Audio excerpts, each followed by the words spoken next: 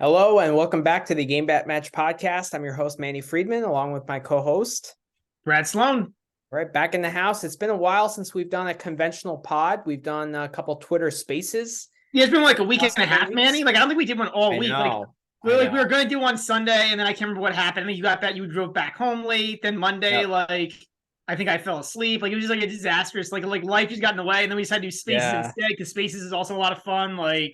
Well, it's with tennis, not only in the morning and also like after we come back home from work, like it's good to have some engagement with like our followers and stuff. So, I feel like Sunday night might be reserved for potting, and then like during the week we might do the spaces.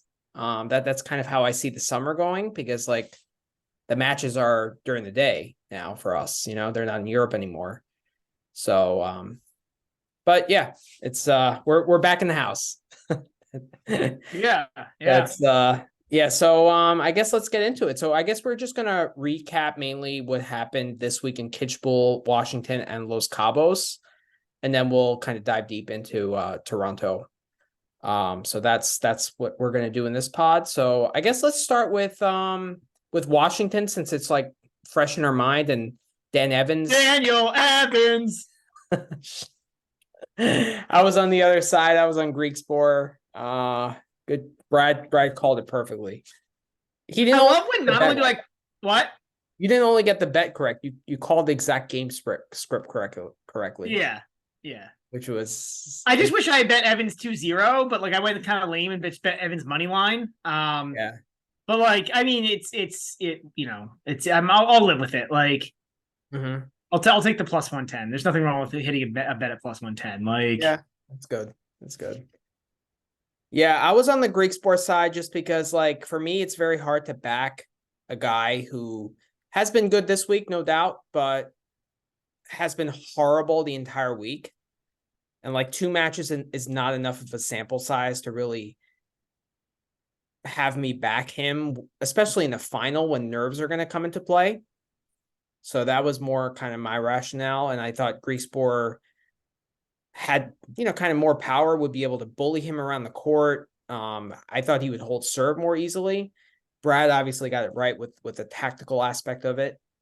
So yeah. I will say, I think it's like, so this is really funny because like, normally on this pod, you're the one telling me like why you got to believe in this dude. And I'm the one telling you sample size and like taking like this whole mathematical angle. Yeah. And this time we're just going to completely flip. So I think like that applies to like 90% of the what you just said. But like Dan Evans is just like a different dude. Like he's just like, he's so up and down, I feel like mentally, that like, and he talked about how he like didn't want to be there earlier in the year because he wasn't feeling confidence. Right. So like, ironically, this is the one time when like actually like betting a guy based on your favorite thing, which is like, you're always talking about confidence. Like, and I'm usually like, whatever. But like, this is like the one time when like, it was actually kind of a big deal because like for Evans, like he's so open about like how big of a deal that is for him. And like, and he got a couple, like beating Tiafoe has to be a confidence booster, right? And like if he wants to be there, he's equally the player that Griekspoor is. And then when you take, and like I think Evans also likes like faster conditions generally. Although he's been decent. I don't know about his career, but like I feel like he's a little. I don't know. I feel like he likes quicker courts rather than slower. That's just my take on it. Well, for some odd reason, this has always been Dan Evans' best part of the season. Like he had a good run in Montreal last year. He made the semis, lost to Carreño Busta in the Type 3 setter. So like this is kind of historically been like the best part of the year for him. I don't know. Like, did you see enough from him against Tiafoe and Dimitrov to like convince you to back him today? Like, was that the reason? Like, I don't really understand the reasoning behind the bet besides the, or what? Okay, so like, let me ask you this way: was it more because of his wins versus Tiafoe and Dimitrov and the confidence he's built from those wins, or is it more due to the specific matchup against Dimitrov or against Griekspoor? So for me, I just needed to see him beat Tiafoe. That's all you needed. Like, because like with Evans, like and I like 90% of the time, 100% back you, Manny, right? Like we're going to talk about, I think, some other situations that are kind of where I'm going to take the opposite take on it. But I think like with Dan Evans, man, like again, that dude is just like, he's so mercurial, I think is probably the right word for it. Mm-hmm. That like, when you have a guy who's that like, who's that way, like, I think that, yeah, like it just like for me, like he's so open about it, right? Like when a guy says openly, I don't want to be there, I don't have confidence. Like, I don't think it's necessarily going to take a lot for him to, and you see it, like, where he's so emotional on the court. Like, yeah, he's fist pumping after literally every point. Yeah, like, I don't think he's like, I just don't like that particular guy. I tell you a lot of times, like, I have no idea how this guy thinks. Like, I don't know why you would want to try to get in this guy's head, but like, yeah, Dan Evans is like the one guy who like tells you exactly how he's thinking all the time. I don't know if this is really a good idea, but he does it. And so, like, yeah, I don't think I needed too much. Like, I don't remember if I actually backed him against Dimitrov. I think I did, but it's one of those things where, like, well, yeah, I mean, this combined with the matchup, right? So, like, I saw this as like as players, I think these guys are pretty close to equal now. And then I actually thought the line should have been flipped. So I thought it should have been like Evans minus 130, Griekspoor plus 110. Interesting. Like I said, just like I thought the difference, like I thought they were pretty equal players, and then I thought the matchup favored Evans. Like just like Griekspoor, he's not, again, like we saw today, the issues with Griekspoor, right? Like he doesn't move the best. He makes some kind of bad decisions. Like he ran around way too many forehands today. Like against Evans' slice. Right? Or yeah. He ran around way too many backhands to hit forehands against Evans' slice. And like, I mean, he was hitting forehands from like outside the doubles alley. Right. And then trying to like put them cross court, and then he couldn't then he would get around it and realize he couldn't do anything with it, so he'd have to like hit the ball back, like cross court, not hurt Evans. Problem, he's not the best mover, so if Evans can redirect that up the line, he's just giving up way too much court to get back in the point. Yeah. Well, and even if he was a better mover, like if you run around the ball and then can't hurt the guy, life sucks. Yeah, it does. It does. Like we've both been in that position playing tennis, like. If you run around the ball and then trust me, I know I run around probably more backhands than you do. Yeah. I think you do. Spot. It sucks. And then so yeah. Yeah. But yeah, so I think that was my take on the match. It's just so weird. A guy that was like a clear as can be, a pure fade going into this tournament. And the guy actually wins the event. Like it's crazy, man. It's crazy. It is. And like you would never have wanted to bet on that, right? I know. But like because you had no idea when it was gonna happen. Like I would never tell but like once it started happening, like it's just amazing how fast he flips, I know. We faded him hard against Barrere. I faded him hard against Shevchenko. I think I bet the 2-0 with Tiafoe. I mean, it was a rough week with Dan Evans for sure. Yeah. I wasn't buying in until the Tiafoe win.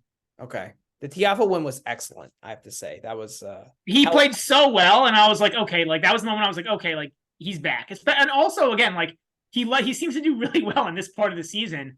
I think it's the quicker hard courts help him. Probably. Yeah, I would say so. And I know you bet Evans, but plus, what was it, 385 you got against Tiafoe? That was an amazing hit. Yeah. Yeah. All right, so that was more just like lucky getting the early line though, because like 10 minutes later, I looked and it was down to 275. Like it was one of those things where it was like just the opening line that Bovada put out was just bad. Like, and sometimes that happens, right? Like sometimes when they put out the initial money line, like they don't have as good of a feel for it, and so they put something out and it's just like not good, and you can hit it, and then like. But if you don't get it in the first 10 minutes, you're screwed. I think there's a lot of sharp bettors out there who are betting stuff right away. Yeah. I would like agree. First 10 minutes. It's crazy. I would agree. And that was the rain delay day, right? Where they played 2 matches in one day. So that I mean, I got incredibly lucky, right? It was literally a matter of like, I think I was out playing tennis and like I happened to log in just to see like what was going on betting wise, and like the line had just come up. Yeah. All right, so let's talk about a few other guys in this event. Taylor Fritz, what were your takeaways from his week in DC? I think fine. Like, I don't think like particularly, I mean, like, he had just won Atlanta, so it's going to be a little tough. But like, I don't know. I think like Fritz is back to a playable. I don't know if Fritz ever really left a playable space, to be honest. Like, you're a lot lower on Fritz than I am in general. But I'm more lower on him in terms of career outlook, more so than like week to week. Yeah, I agree with that. That makes sense. Yeah. But like, yeah, I don't know. Like, I don't think there's any shame in losing to Griekspoor, especially like that style matchup, because like, so we talked about it, right? Like Evans and Fritz, like Evans is gonna do what Fritz isn't gonna do what Evans did. Yeah. Right, like Evans is gonna be pretty predictable, or not Evans. Fritz is gonna be pretty predictable. He's not gonna hit like shots that put you in weird, awkward positions. Like, he's just gonna try to outstrike you. And like, Griekspoor's a really good ball striker. Right. So it was, and like, I would expect Fritz to win that more often than not. But I think I actually ended up on the wrong end. I think I did play Fritz. In that match. I played the Fritz 2-0 against Griekspoor. Yeah.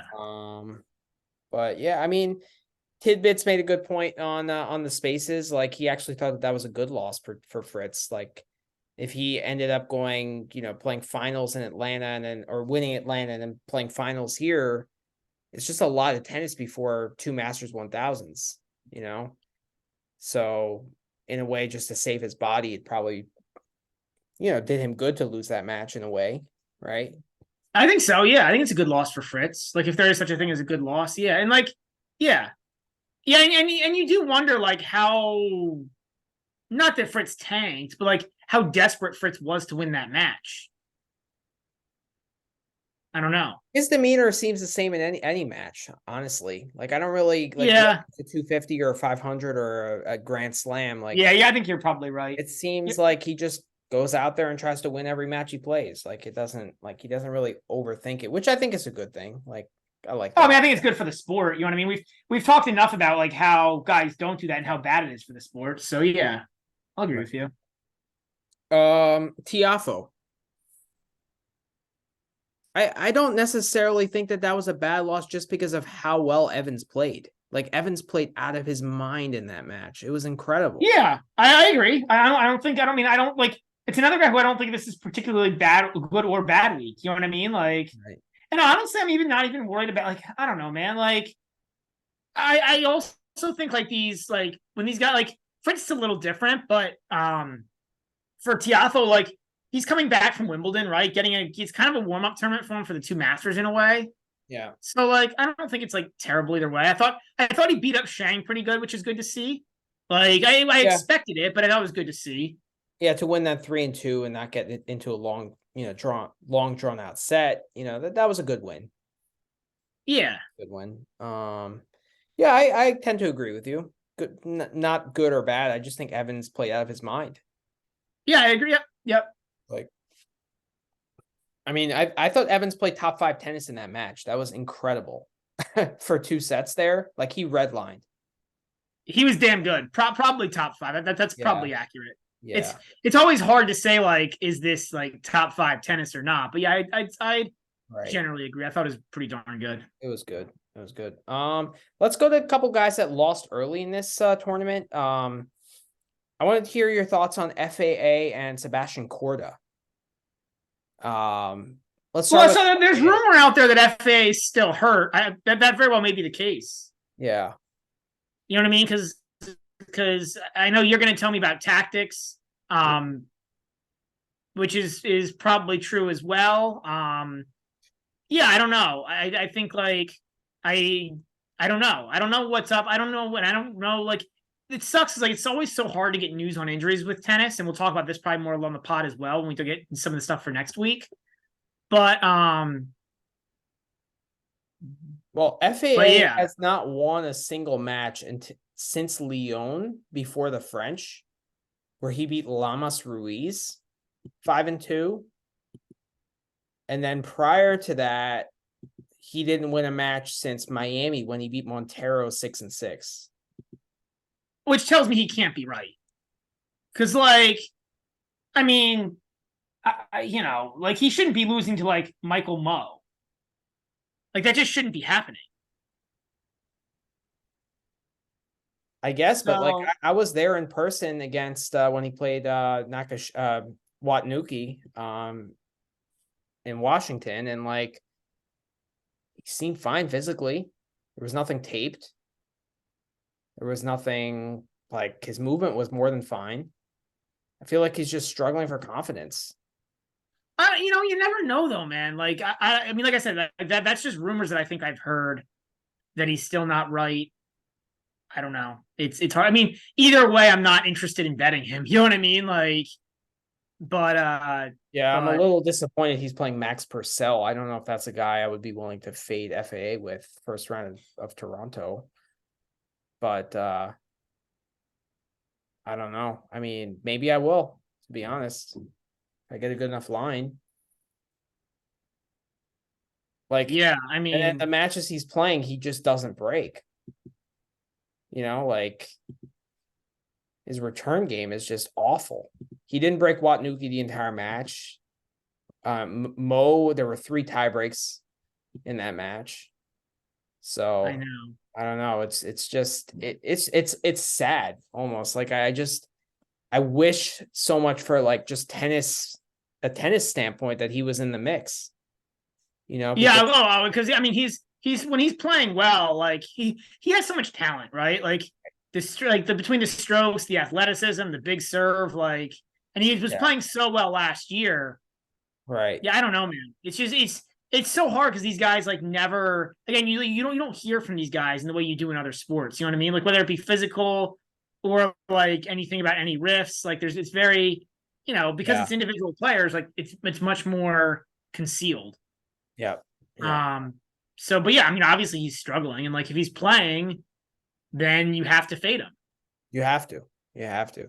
And for But it me, I sucks mean, I because brought he's it up playing on Max this. Purcell, and like I don't know, like Yeah, I don't know if that's the guy you want to fade him against, but like I brought it up on the spaces, just his lack of tactical awareness. He's just doing the same thing over and over again, and it's not working. And it's just very frustrating because like he just hits linear balls down the middle of the court. That's all he's doing. yeah, and like yeah, and I guess again that's what I'm gonna say. Like, does he have like some sort of injury? Because like to me, like that would maybe indicate some sort of injury, like a lot. Like if he's not feeling like the I don't know, like I like for instance, but I guess you never know. Yeah, I just don't know. I don't know, but you're absolutely I don't think right. so. Like 2.5 hours of tennis against Watnuki in the hot sun. I mean, he was fine. It was just more like lack of tactics. Like he didn't call the trainer once in that match. yeah, So I yeah. don't know. It just doesn't make much sense to me. It's like it's weird. How about Korda? I was there for that Shevchenko match, and I mean he gave it away on multiple occasions. Again, I mean, I've said this for years with or not years. I've said this for a while now with Porter. Like, I get it. He looks like a great player when you watch him play, but he doesn't win matches. I know.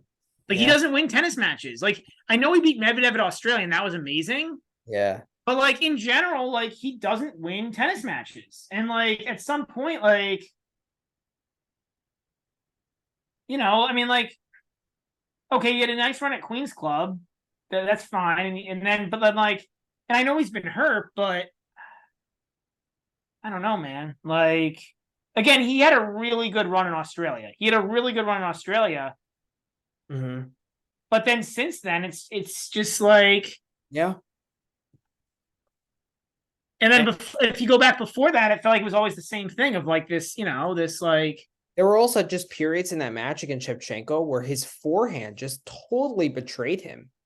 well, that's a problem with Korda, right? Like, No.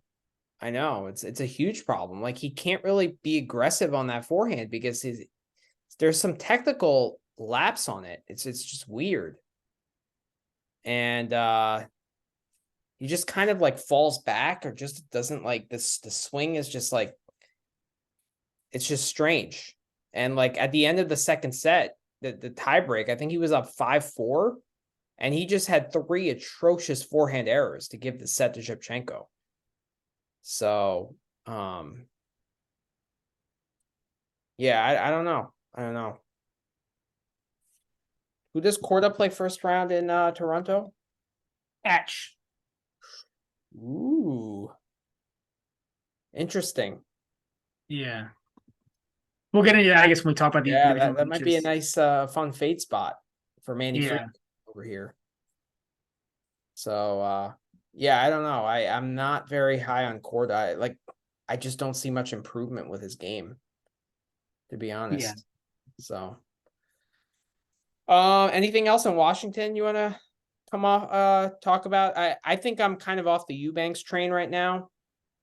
We can talk a little about the Banks train. I think we gotta cool it with a hype on him. Like, losing 2-2 to Thompson is something he would do last year and the year before, but yeah, I also think like the Banks train is really mostly grass, if we look at it, right? Like it's not necessarily because he had that run in to the quarters in Miami.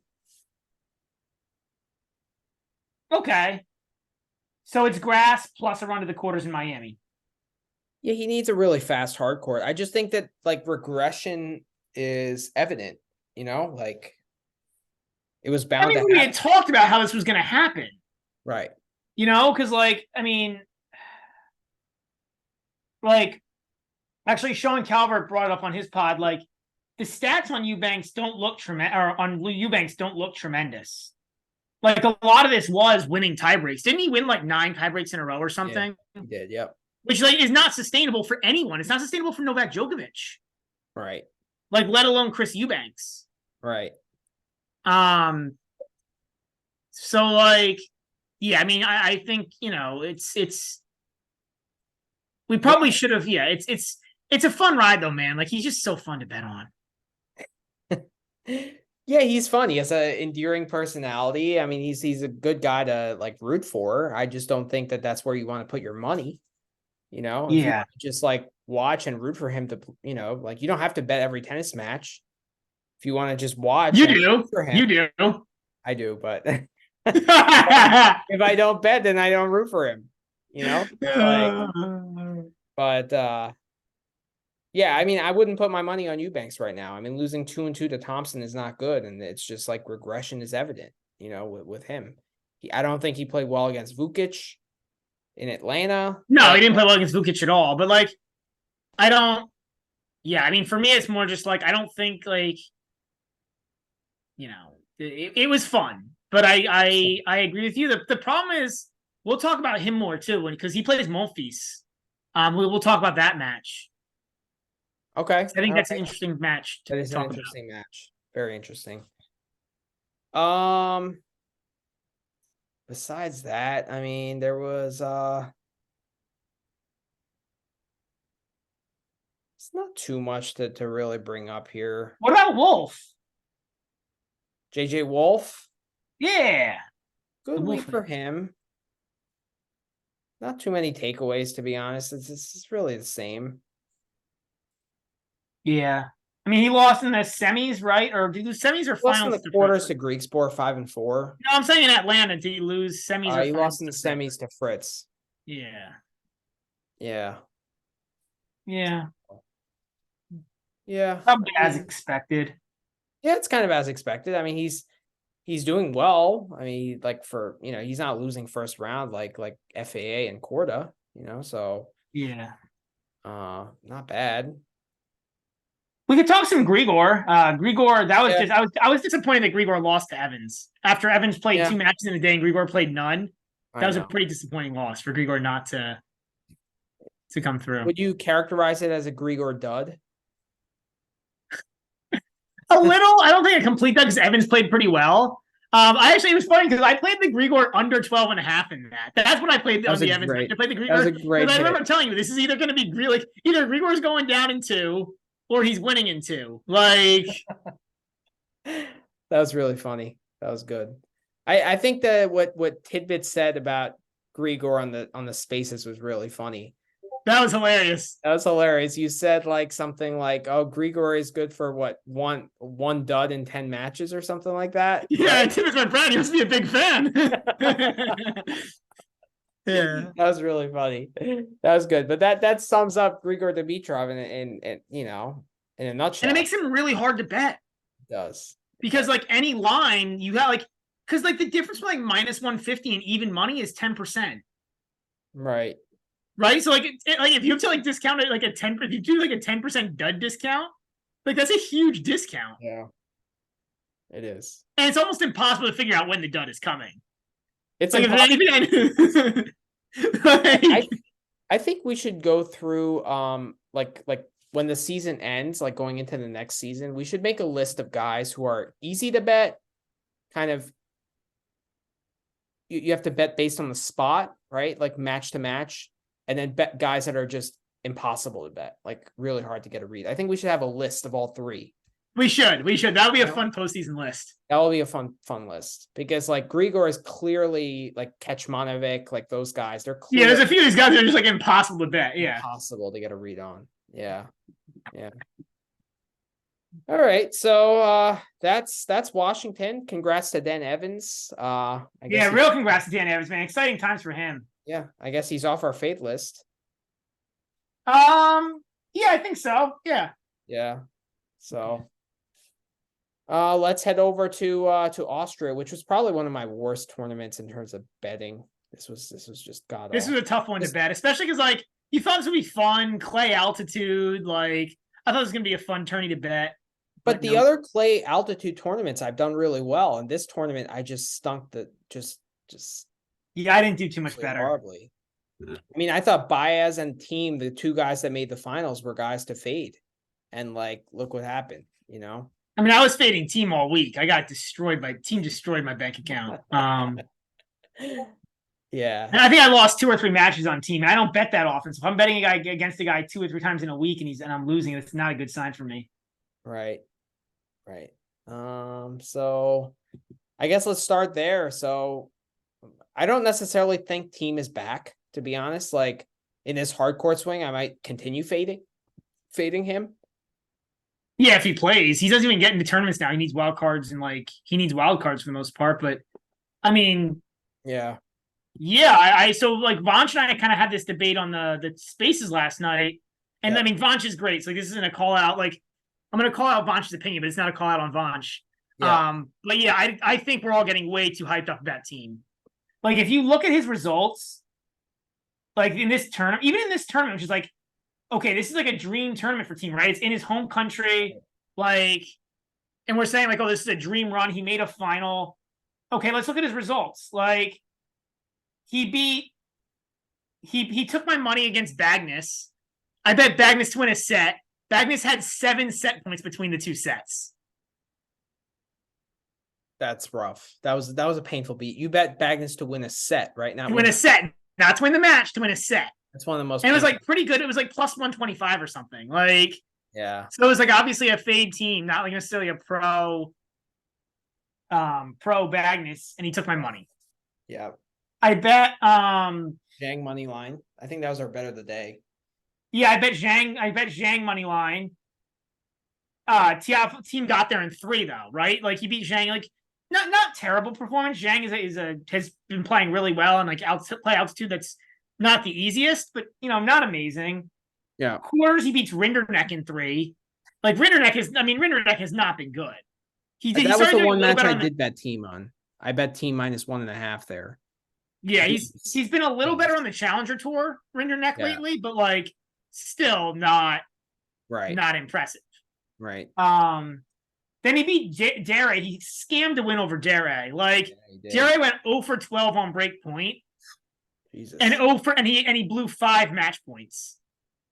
Wow. Like it was an amazing match. 3.5 hours, super fun match to watch, but he should not have won. Like Thiem should not have won that. Yeah. Like, and we bet the Djere 2-0?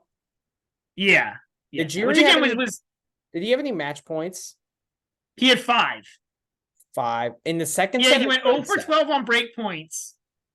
0 for 5 on match points. And I think he had break point at 3-4 in the second set. I think he had 3-4, 15-40 team was serving or something. Like it was just like not even from a betting perspective, but just like Djere was the better player, I thought, by like a decent margin. And just again, like just didn't take close the deal. advantage on. Yeah. I'm actually looking at the stats now. Djere won. So Thiem won 27% of points on return. Djere won 33%. Like the total points won was pretty even. Djere only won 5 more points than Thiem for the match. But that's because Thiem was serving so much more because he was constantly under pressure at deuce. Right. And like constantly saving break points. Yeah, Djere was 0 for 12. Thiem was 1 for 4 on break point. Wow. So just like a brutal loss for Djere. And like I said, and 5 match points. Like, yeah. Yeah. So, and we had brutal, because we didn't talk about it all the week before Munich, or not Munich, Hamburg. Brutal for Djere not to come away with the trophy for how well he played the past 2 weeks. That guy deserves a trophy or at least a hug. He did. Like, yeah, at least he got a finalist trophy in Hamburg, but yeah, he played amazing, to be honest. But I also feel like this is like the story of Djere, isn't it? Like Laslo Djere, like, does he have any titles? Good question. Because I feel like he's a very talented player, to be honest. He's very solid off both wings, like good mover. He has 2 titles. 2 titles. Sardinia and Rio. Okay.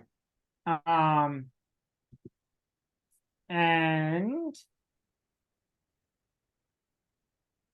okay, and then that was only his third final, the loss in Hamburg, but like made a final of Winston-Salem last year, losing to Monterino. Oh, that's right. Yeah.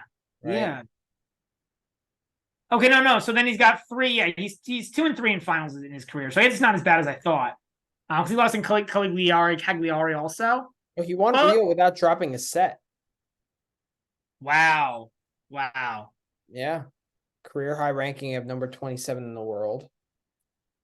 So I was very impressed with him during these 2 weeks. I mean, especially Hamburg. Like, I thought that match against Zverev was actually extremely high quality. I don't know how much of it you saw. I didn't see any of it. He had love 40 at 4-all, so he could have easily won that first set. And then even the second set, like he got the break back. I mean, I know Zverev broke back immediately, but like just his ball striking was very, very high quality. And I thought Zverev actually played a really good match. Like he's a very high quality ball striker in general, Djere, right? Like he's a very high quality ball striker in general.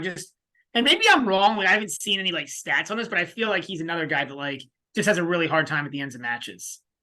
Yeah, I would agree with that. Didn't he like play a really bad end of a match earlier this year too, in a decently important spot in Australia somewhere, where we said he blurred like it almost looked like a fix. I remember talking about this back in like January. He lost a match. Yeah, you could be right. Yeah. He got destroyed by Dimitrov in Australia, second round. This was like Adelaide or something. It was one of the warm-up events for the Australia. But you want to set off Alcaraz in Alcaraz's first match back this year in Buenos Aires. Yeah. No, I mean, he's had some very, very impressive results, but then like, again, like he just seems to. Yeah. Well, against Tsitsipas, the same thing. But I bet him to win a set against Tsitsipas in Wimbledon. And he was up a break in the second, I think, lost a set. And like I think that was another match where he just like could have won the match and didn't. Like, so yeah.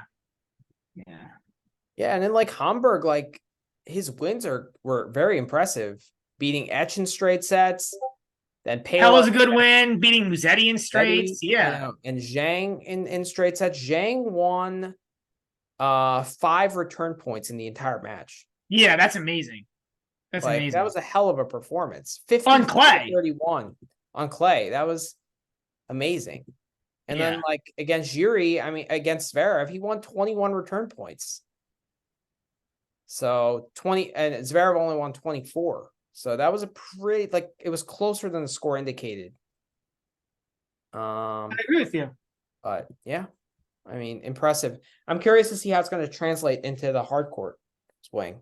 Like, is he going to be? Well, but you know, his game has gotten better. He's gotten, like, he used to be a clay court specialist almost. Yeah. But he played better on the grass, I think, this year. Like, you know, he's just like he's improving. We don't talk about him ever on this pod. We don't. But he's really improved. Like he's a good player, man. He is. Like he's definitely a top 50 guy. And we talked about him a little bit on the spaces last night. Like he's probably going to be seeded for the US Open. Yeah. He's 38 now, so if he continues this level, absolutely. And when is that 30? Is that number 38? That's not counting the points from Kitzbuhel. Yeah, what's the live rankings? Yeah.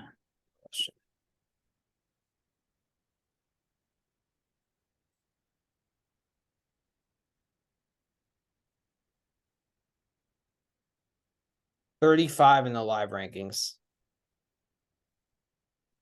Okay. So he might get seeded. He's like right on the cusp. Yeah. Yeah, but one good tournament in these 3 weeks, but he has points to defend in Winston-Salem. That's the one thing. Right. Well, no, but that doesn't matter for US Open seeding. That's true. That's true. It's a good point. Good point. Yeah. What else in Kitzbuhel? So I mean, we didn't talk about the champion, Sebastian Baez. So another Clay 250 for Baez, man. He's like a specialist in these.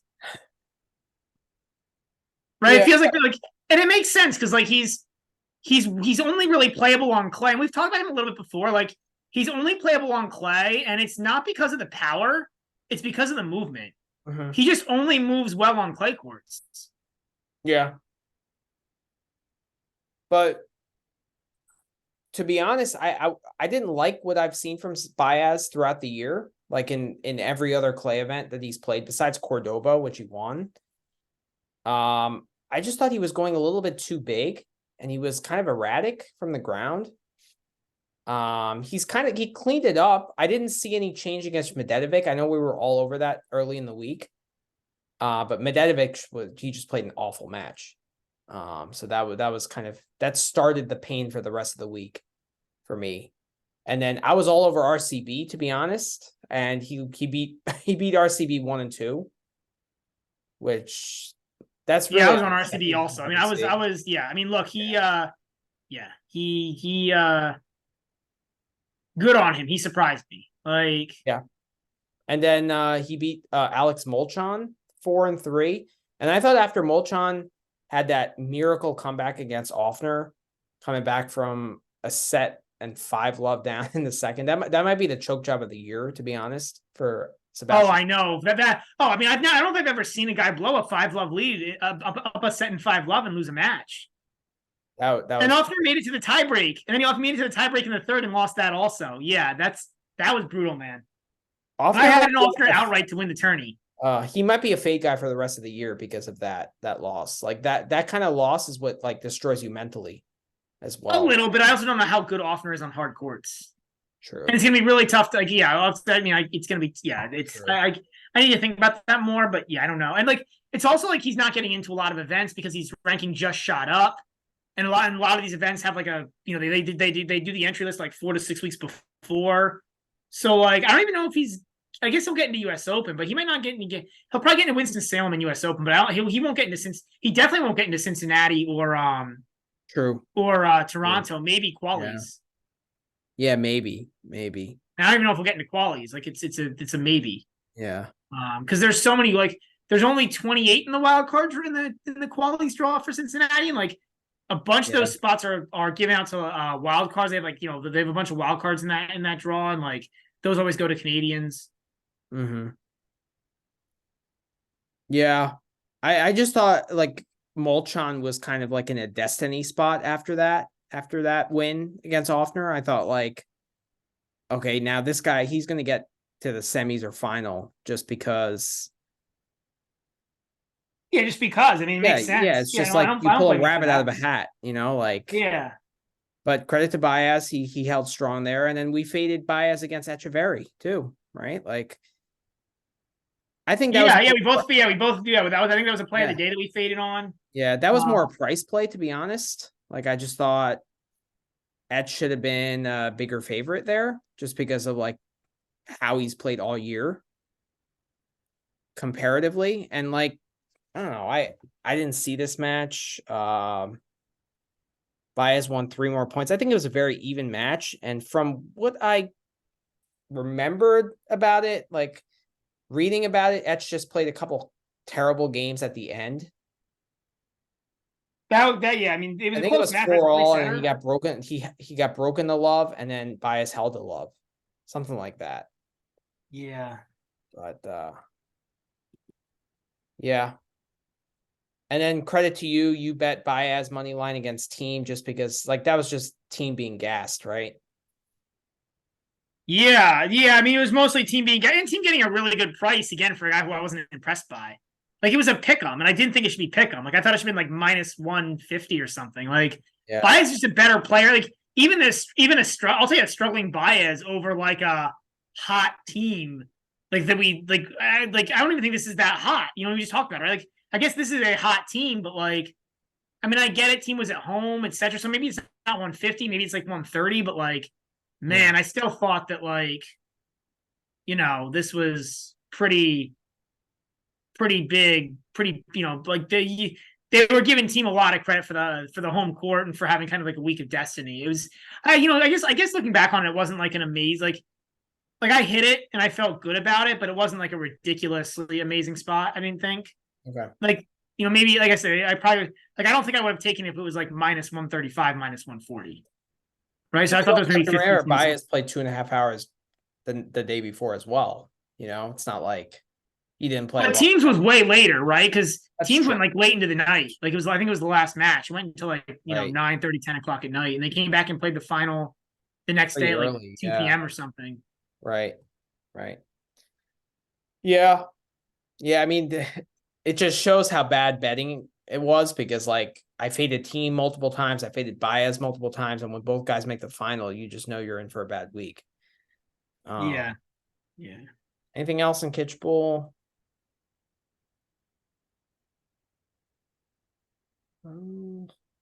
I don't think so. Let me take a look. Not really. We touched on the Offner choke against Molchan. Yeah, we had to touch on that. Yeah. Hoffman it might be a guy to fade right now. Yeah, I'm surprised he would. I mean, this was a made spot for him, right? And he lost the first round to Rinderknecht. Rinderknecht 6-3. Yeah, that's not good. No, it's not. And he's had some kind of bad losses. He's just like, the problem with him is I feel like it's just tough because like I feel like because his movement's not good, he's only really playable on clay and then like in certain matchups on clay with altitude. I guess. I don't know what your thought is on that. Kitzbuhel's at altitude and he's losing to Rinderknecht. I don't know if that's necessary. That's really like his best run all year was in Rome, and Rome doesn't have any altitude. So I don't really know if you can go based on altitude. It's more just based on. But I feel like, so I guess like results. I can't believe I'm saying this again. Like results aside, like he's a big server. His movement's not great. I feel like he doesn't do that well in rallies. Like he's definitely only playable on clay. And then like I do think personally, I think his best is clay altitude. I guess he's somewhat playable in regular clay. And you are right, he did make a good run in Rome, but yeah, I'm just not a big. I don't know. It's. I think he's tough. He's like, he's just. There's so many spots where he's unplayable, and then like, so how do you even judge if he's like doing poorly or well? Yeah, it's tough because like he can really lose to anyone. He lost to Zhang in Hamburg at home after winning the first set, and then he lost to Medvedev and. Although those are two guys who are like hot and cold themselves, so I'm not as like. That's a good point. That's a good point. Yeah. But I think it's safe to say you would put Hoffman in your top 10 of your clay court rankings like you did before Roland Garros. Yeah, that was ridiculous. That was so dumb in retrospect. Like, I don't know how I like convinced myself. The problem is like you look at the results and it's just like amazing, and you're like, okay, but he was hot then, like. Yeah, I know. But yeah, he's really. I mean, if you look like, I don't know if he's a guy that you can just trust on hard though. On clay, He had a decent run in Mallorca, which I guess is not a true grass court. Yeah, I don't consider Mallorca But grass. I actually consider that pretty close to clay. Like if you look 6-3 against Rublev in Halle. Took Fritz to 5 in at Wimbledon. how high are you on Fritz and slams, Manny? It's pretty low. That's true. Maybe it's not that good. Maybe I can't believe you're using like. I can't believe you're accurate. Maybe it's not that good. Never mind. Yeah. I guess Hoffman, that was a bad result, especially sacrificing a 2-1 lead. I don't know. I have not been impressed by him in this like mini clay court swing, and he's definitely got to feed come hard courts, in my opinion. But again, like if you look at his results, like outside of Rome, like okay, Houston maybe, but like if you look at the guys he beat in Houston, really not impressive. Like he really like. I mean, we got all excited about him because he had good runs, and like honestly, it was also a fact of like we didn't know who else to put in our rankings, right? So it was like, you know what, like Hoffman's playing well, put him in, you know. But yeah, I had him in my top 20, but just not my top 10. That was that was a little ridiculous. I think I did eventually drop him. I think I did eventually drop him to like somewhere in like the high teens, but like I think he talked me out of that. But like, yeah, it's. But because if you look at like his other good run this year was Santiago, but again, that's like altitude. That's clay at altitude. Yeah. Like, so if you want to hear Brad embarrass himself, just scroll down on our YouTube channel to our French Open preview pod, and you can hear him gloat about Hoffman being a top 10 clay court player. Yeah, that was. Yeah, if anybody wants to hear me say some dumb stuff, I mean, you can probably go to every pod and hear me say dumb stuff. So that's not really like a rare thing, guys. Like to any listeners, like, but I really wish that, like, you know, I don't know. I wish we had more listeners. That way, people would be super blunt and tell me how dumb I am on a more regular basis. Because like, I feel like Klaus is usually good for that a little bit. Yeah, but even Klaus has been more team recently. Klaus Fullgaard. Yeah, he's been a little bit more PC. A little bit. Or he just doesn't have time to watch our 3-hour pods. That's true. That's a good point. Most people have lives, right? Yeah, most people. Not us. Right. Not us. All right. So let's head over to Los Cabos. So Los Cabos, we had Stefanos Tsitsipas win a tournament. His first outdoor hardcourt title, man. Big deal. Yeah, big deal. Exactly. For a top 5 player with Grand Slam aspirations. World number 1 aspirations. Yeah. Oh, yeah. That's a good point. World number 1. He doesn't want to win. He doesn't need to win slams. He just wants to be world number 1. Right. I think I said this on Twitter. I was like, I hate to break this to you, but probably to be number 1, you have to win a slam. Well, I think now to be number 1, he'll have to win a slam. Like there are eras, there are guys who have done it. I know Thomas Muster made number 1 back in the 90s. I don't know if he won a slam. Yeah, Caroline Wozniacki did, but that's a women's tour, so it's a I don't know. I guess Muster did win a slam. Dana Kafelnikov made number 1, and I'm pretty sure he never won a slam. So like there are guys who have done it, but like yeah. Did Marcelo Rios win a slam? I know he was number 1 for. Oh no, Kafelnikov won 2 slams. It's amazing how these guys who won 1 or 2 slams back in that era, I don't even like remember anymore. Yeah, but I feel like guys won a slam in that little era. Yeah. But the point remains, there's probably an era where you could have done it. I don't think with Alcaraz in the fold, you're going to be able to do that. No, you're not. So, and I hate to break it to you, Stefanos, but winning Los Cabos is not going to get you. That's like a mini slam. It's like 1/10 of a slam. 1/10. Oh, 250. Yeah, 1/8. Yeah, it's a 1/8 slam. 1/8. All right, fine. But that being said, I mean, that was a great hit against Minaur.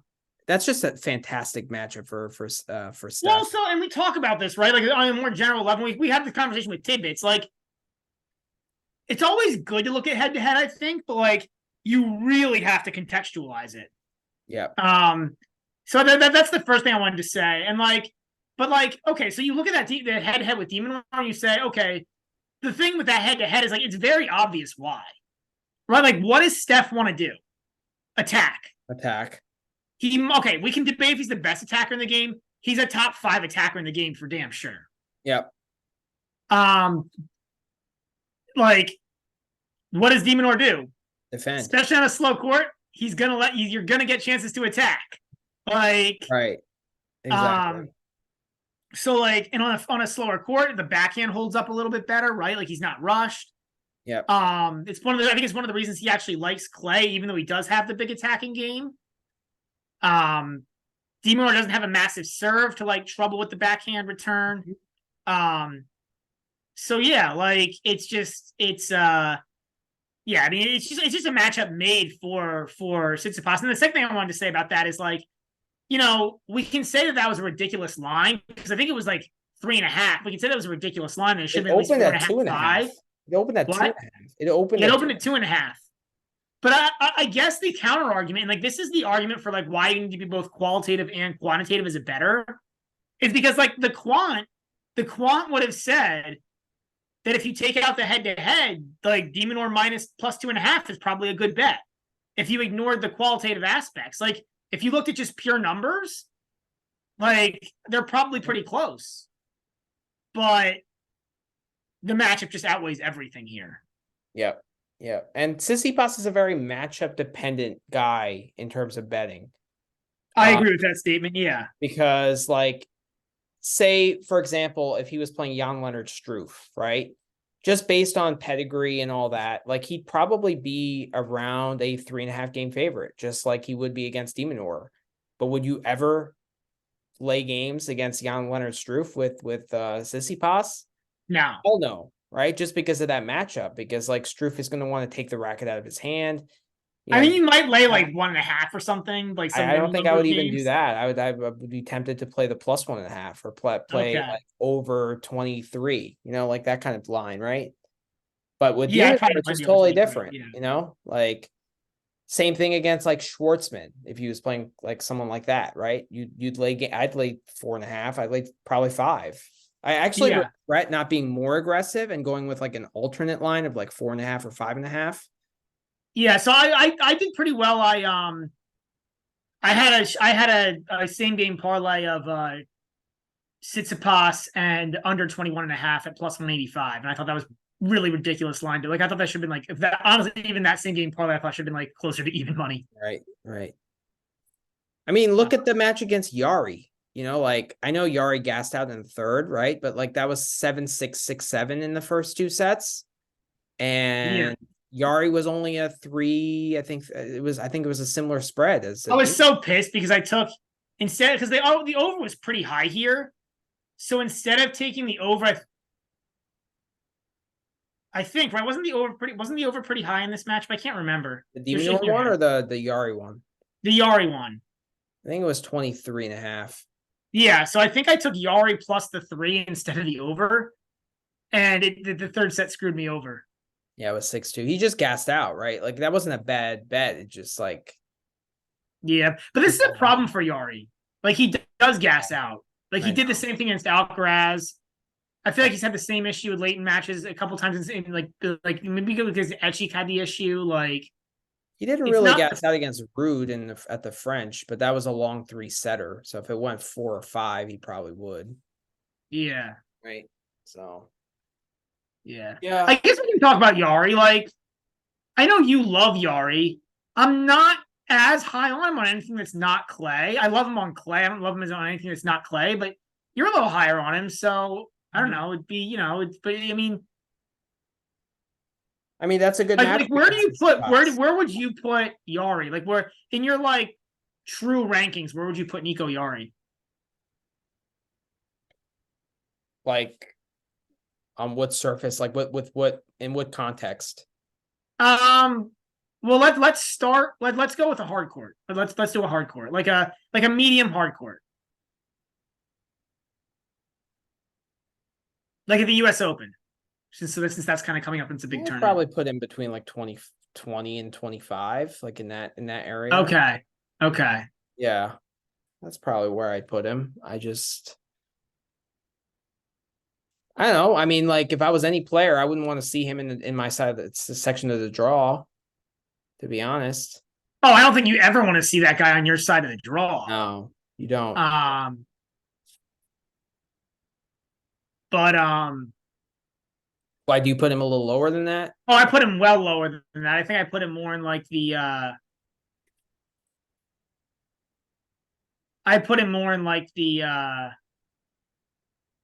Like 35, 40? probably like 40s somewhere, maybe even a little on a hard court, right? Well, what's he actually ranked? Good question.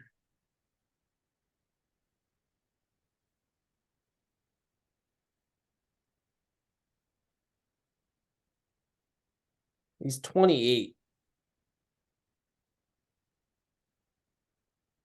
So if I put him in the 20 to 25 range, I'm putting him like with Dimitrov, Cerundolo, Struve, and Bublik. Korda's in that area. I mean, but like, I guess we should consider with a race. I think that's a better way to conceptualize it. For him, yeah, 'cause he's gotten so much better this year. Right. So he's 20 in the race. Yeah, I think in a hard court, that's kind of where he belongs, to be honest. I mean, Hubie, Musetti, Eubanks, Echeverry, Lechka are 21 through 25. He's probably slightly above them.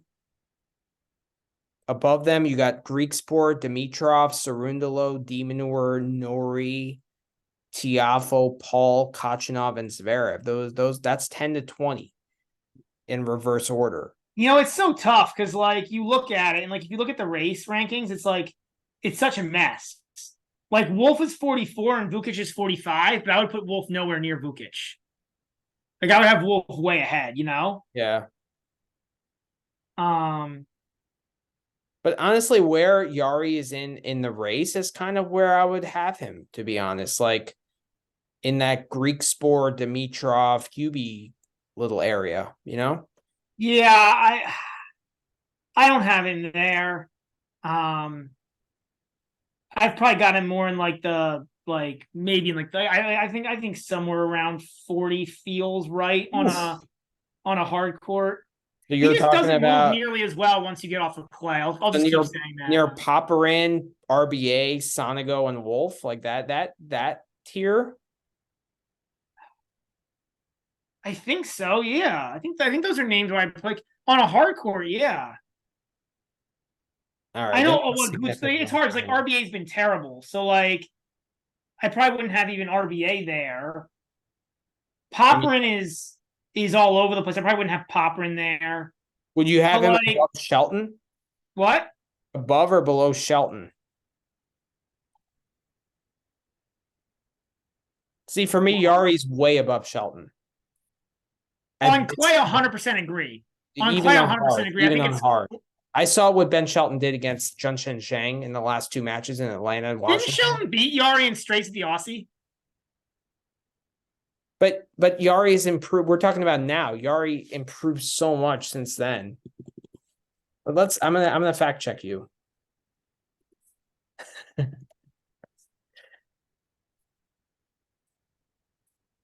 I did put a question mark. I could be wrong. It might have been 4, but I thought it was straights. It was straights. It was 6, 6, and 5. Yeah. Yeah. Good memory. But yeah, oh man. The problem is like you're absolutely right. Like so now I'm looking at the race and it's like you look at the guys in the 40s and it's all like ew.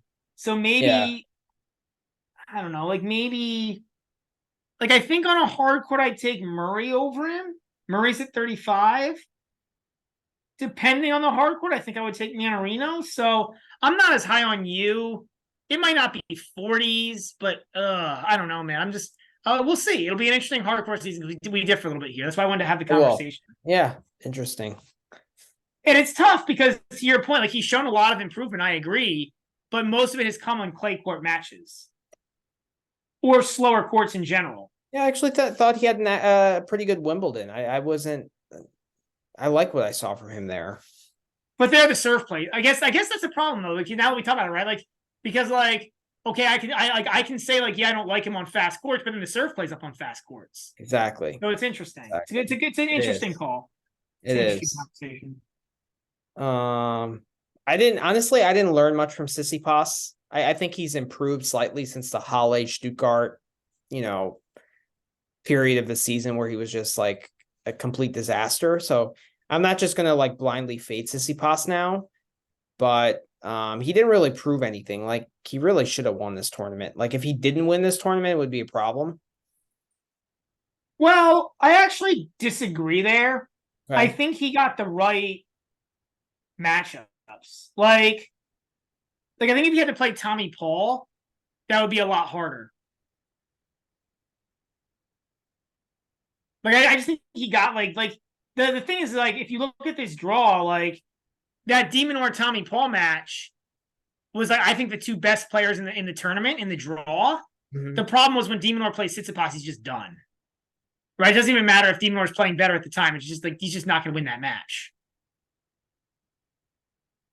Has Paul played Tsitsipas head to head? It's a good question because I can see why you'd say that because Paul might have a lot of the same issues. Yeah, Paul is 3-0 against Tsitsipas is 3-0 against Paul.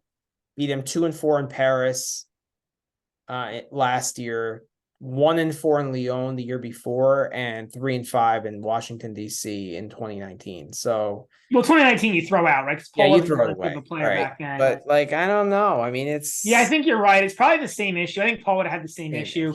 I had an outright here on Paul at 6-1. I feel kind of dumb about it in retrospect. Not just because Paul choked away the match against de Minaur, but because like I think you're right. Like, we were all laughing about how you could never bet Tsitsipas at 185. You just couldn't. No, you couldn't. But like looking back on it, like who was going to beat him here? Like the only answer was Coric, and like Coric again, it depends if like it's a Coric week or not. And I actually had bet Coric against Tsitsipas because I was like, okay, like Coric was plus 200 on the money line. Yeah, he's played well in that matchup. What? That matchup kind of favors Coric.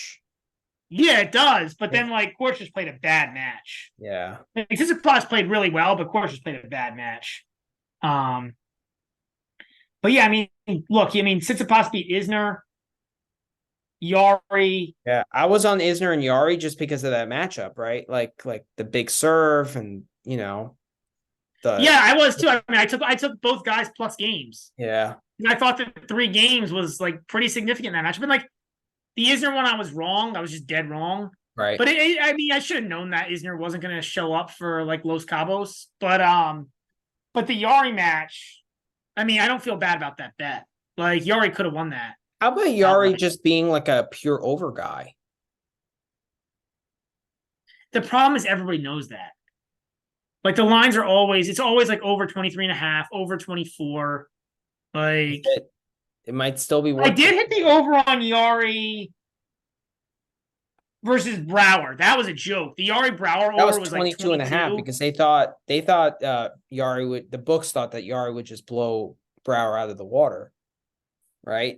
I think so. Like Brouwer is better than that, right? Like I don't think let me put it this way. I don't think Jari is ever an under guy. The problem is it's just like we talk about this all the time on this pod. Like once you get to over 24. It's just so hard to take that over because like one break and then you like if you get one break in the first set and it's 6-4, then you absolutely need a 3 set or you lose. Right. Like even 23 I'm willing to play because then you can push with a 6-4, 7-6, so I feel a little better. But like I just have a really hard time betting like over 23.5. Then you might as well just hit the 3 set line. Right. Yeah. I agree with that take. Otherwise, a really weak draw, man. Like not a lot to talk about because it's just such a really weak draw. It was a weak draw. When you see Ilya Ivashka getting seeded, it's a bad sign. And like some of the guys that got into this, like Gabriel Diallo is getting into a main draw. Yeah, it's pretty bad. It was a weak draw in Cabos for sure. Yeah. And the qualities were like hilarious. They were. Like the qualities, there were guys in like the 500s in like the qualifying. Like Omni Kumar is ranked 403 in the world and was in the qualifying. Like not even with a wild card or anything. Just like he got in the qualifier like because his name was on the list. Yeah. Like Borna Goyo. He beat Ivashka. I think I was on Ivashka there, which was a poor bet. I should stay away from Borna Goyo. I call him Borna Oh No, because every time I bet him, it's an oh no. Yeah, I was on Ivashka in that one. That was another one where I Yeah. got you. Yeah. And that was a pure pick. Pure pick'em. Yeah, you just got the right side of it. You got the right side of the pick'ems this week. I did. Except the Etch one against Baez. We were both Yeah. wrong on that. Yeah, Yeah. we both lost on that one. That was a shame. But yeah, weak draw. Even Kitzbuhel wasn't really a very strong draw. It was a No. little better, but I wouldn't say it was very strong either. All right. Well, let's get to the stronger draw, because this week in Toronto we have a loaded draw. So it's going to be a great week. It's one of the few we got to savor these weeks, because the 1 week Masters are probably by 2025 they're going to go away. Going to be gone. Yeah, they're going to be gone. Besides Paris and Monte Carlo, those are the only. Yeah, Paris will probably always, because it's indoors. I think they have a limited number of courts. Right, and Monte Carlo will always be as well. So let's savor it while we have it. We got for 2 more years. So let's head right into it. I'm super pumped up for this tournament. I love these 2 weeks, Toronto or Canada and Cincinnati. So by the way, I'll be in Cincinnati Monday through Friday. You joining me? Don't think so. I had some work stuff come up, so I don't think it's going to happen. Yeah. Yeah, I know I talked about wanting to, and I 100% had my heart set on it. And then, like, we had some work stuff that come up, and, like, yeah, some that sucks. Some personnel moves. So, and it sucks because, like, I was finally going to get to go back to the US Open again this year. And, like, now that might not happen. It was just, like, some really unfortunate news came out, like, early August regarding my work that just, like, is going to potentially pin me down for the month, which sucks. Like, this is the 1 month when, like there's tennis right around here to go to. There's Cincinnati, like, theoretically, the Toronto, Montreal, and then there's, like, yeah. Like, this would actually be a great time. Like, if we wanted to do it next year, to do like maybe I take like just take like most of the month off, like half the month off. Yeah. And do like burn a week or two of vacation and do like all 3 tournaments. That would be amazing, actually. Yeah. But all right. Well, too bad you can't join me, but I'll be in Cincy all week. So if any of our fans of the pod want to sweat some bets with me, I would be willing to sit down with you and watch some tennis. So just let me know. You can DM us, all that. So let's get right into the draw. I guess let's start with the draw talk, right? And the outrights. Yeah, we can start with some. Yeah. All right, let's see here.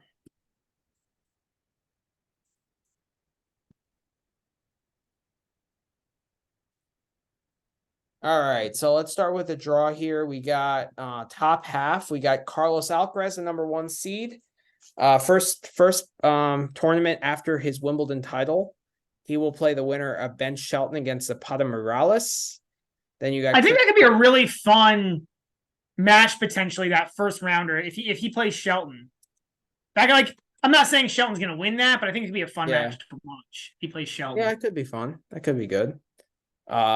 Christian Garin against Miomir Kecmanovic. Ooh, I wouldn't put any money on that one. Bublik against Hubie Hurkacz. That's a matchup of 2 big servers. Tommy Paul and Diego Schwartzman. Alexis Galarno, with a wild card, he will play Francisco Cerundolo. Emil Risavori will play Marcos Giron, and Holger Rune is the 5 seed. So that's the top quarter there. What are your thoughts there? I mean, I think it's a good quarter for Alcaraz. I don't know, you know what I mean? I don't know what the price. I don't know what the prices are. I haven't seen any quarter price. I've only seen outrights, but it's I think, like I said, I think it's a good quarter for Alcaraz. Let me see if I can find some quarter prices on Bet365.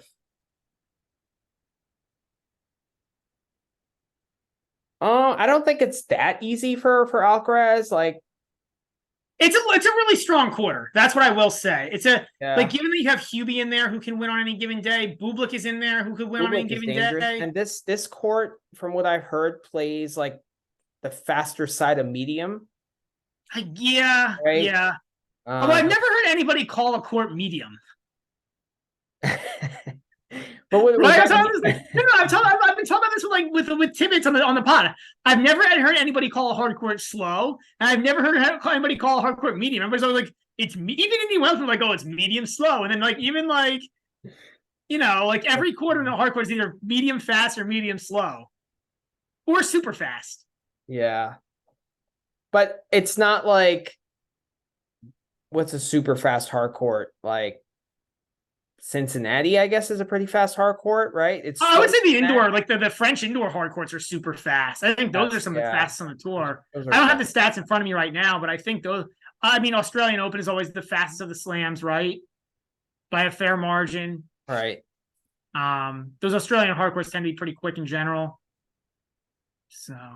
Yeah, that's true. But it's. I was looking at the weather. The weather's supposed to be pretty cool in Toronto this week. Also, a lot of rain expected. Yeah. So, just to kick it off, like, especially early in the tournament. So, if you want to, like, if you're looking to bet outrights, I think that's something to be a little concerned about. Mm-hmm.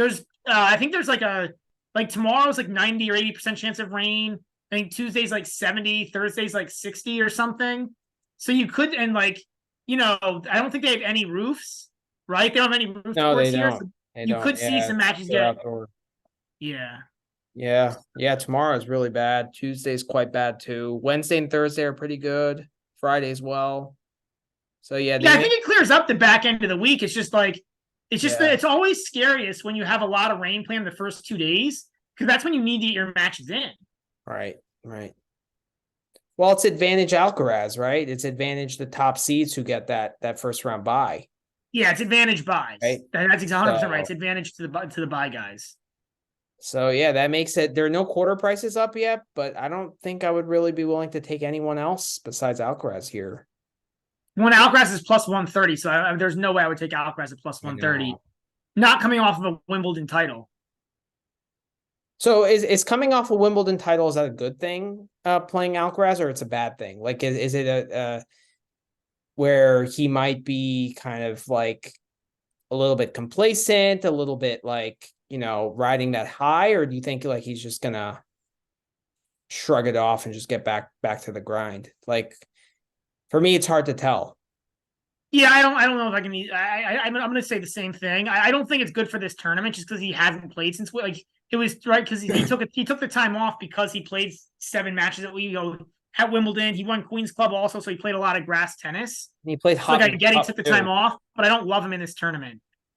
The problem is his presence destroys anything you want to do because I guess we can keep going through the draw and then we can talk about this afterwards. But that's my kind of preamble. Holger Rune also hasn't played since Wimbledon, and he looked terrible at the Hopman Cup. So I don't know if he's a guy. Yeah, I don't like Rune. I don't really like him either. I mean, and then can you really yeah. I mean, Bublik can take a racket out of anyone's hand, but you can't trust him to get. Well, so can Hubie. I mean, Hubie can just serve you out and win 2 tiebreaks and beat you 7-6, 7-6. It's true. That's a good point. So this is actually, you're right. This is actually not a great draw for Alcaraz. This is a really stacked quarter. Yeah, it's a lot of guys that can take the racket out of his hand, per se. Yeah. I mean, even Shelton to a lesser extent, right? And even Holger Rune to a lesser extent, yeah. But yeah, to a lesser extent. Right. But that style of player. Right. Yeah. All right, next quarter, you got Tsitsipas as the number 4 seed. He'll play the winner of Monfils against Eubanks. Then Echeverry and Korda is there. Dimitrov and Koric. Felix Auger-Aliassime against Purcell. Then you got Lorenzo Sonego and Murray, who played a crazy match in Doha earlier this year. I don't know if you remember that. That was amazing. I do, yeah. 7-6 in the third. That was insane. Yep. Then Gregoire Barrère and Berrettini, and then Yannick Sinner. I actually think this is a pretty loaded quarter, too. It's not as top. I mean, there are some decent guys here. It's not as top heavy, but it's there are a lot of evenly matched guys here, I feel. I actually think there's a lot of guys here who I would actually fade in this tournament. Like, there's a lot of good players here who I don't think are going to do particularly well here. So, like, Interesting. so like Tsitsipas, he's going from a slow hard to a fast hard. It's kind of, again, he's just made some odd like scheduling decisions this year, I feel like. Medium. Like it's not terrible that he played Cabos, but it still feels like he did it because it's like the most fun spot to go to. That's fair. Tsitsipas did make a final here back in 18. I don't know if you remember that. He lost in the I don't. Yeah. Actually, I do though, because Sean Calvert talked about on the Bet Rivers pod. Yeah, he beat Novak. Another call. I mean, we call those guys every time, but just an excellent podcast.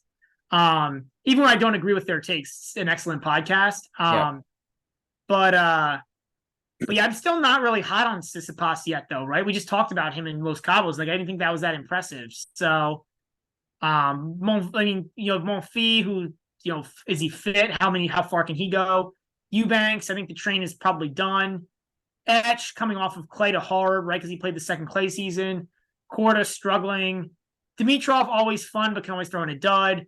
Quaritch, is it a Quaritch week or not? Probably not, because it's probably not a Quaritch week any week. But it will be twice a year. Yeah. FAA, Purcell, you don't want to bet on either of those guys right now. Yeah. Murray's kind of always interesting in any draw, so maybe, but Sonego, kind of the same thing, to be honest. That's kind of a fun first round matchup.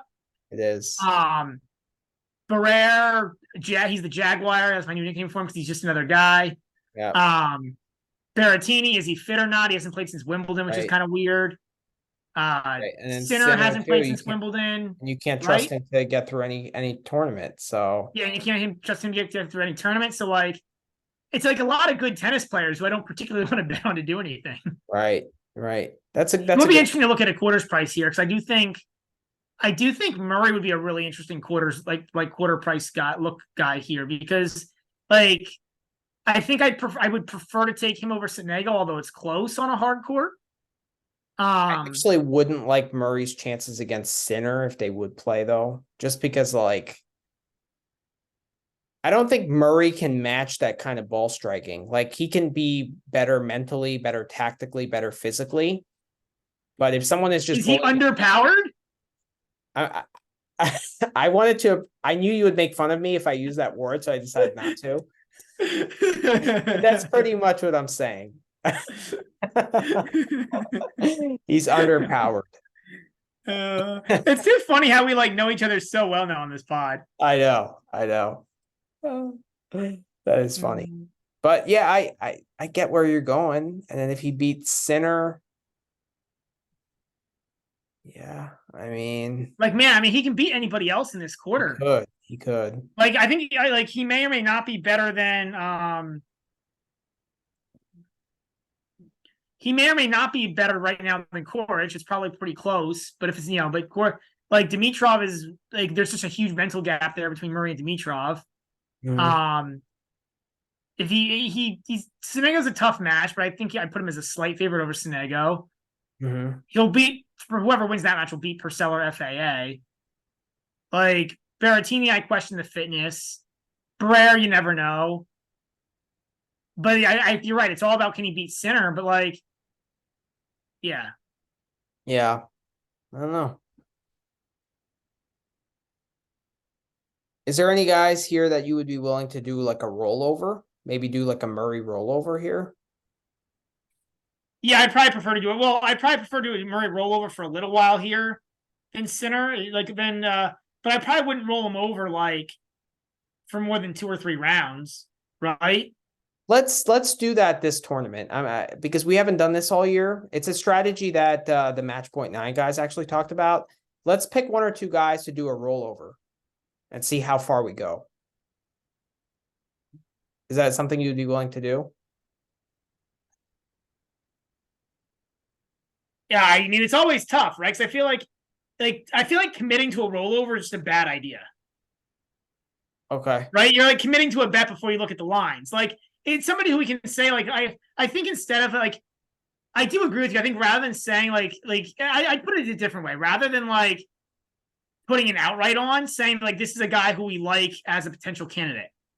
Right? So like, and so in that case, like, that's why I would consider Murray like a good rollover guy. is because like I think he's somebody who I like in this tournament, but I just think like blind rolling over is just stupid. I would agree with that. Yeah, I guess if you're betting it outright, you're just putting money on the price and that's it. You kind of set it and forget it, right? Whereas if you roll over, you're using your winnings to bet again, right? So it's I agree, I get what you're saying. Okay, makes sense. But Like we can plan to roll over, but if I get a bad price, I'm not going to do it, right? Right. Which is the beauty of rolling over, by the way, is because like if you get like if the draw doesn't work out that way, you can always put the brakes on it, right? Like, do you want to plan on doing Murray? And we can we can plan on doing Murray. I like his chances here relative to probably what a book would give you on lines. Fair. All right, going to the bottom half of the draw, you got Andrei Rublev here. He'll play the winner of Mackenzie McDonald and Aslan Karatsev. Then you got Monterino and Taro Daniel. Will play the winner of Milos Raonic and Francis Tiafoe. Then you got Zverev against the City Open finalist Tallon Griekspoor. He'll play the winner of Davidovich Fokina and JJ Wolf. Wow, these are interesting matches here. Then Nakashima will play Lechka, and Casper Ruud is the number 3 seed. Interesting quarter here. I really like Rublev, honestly, to win this quarter.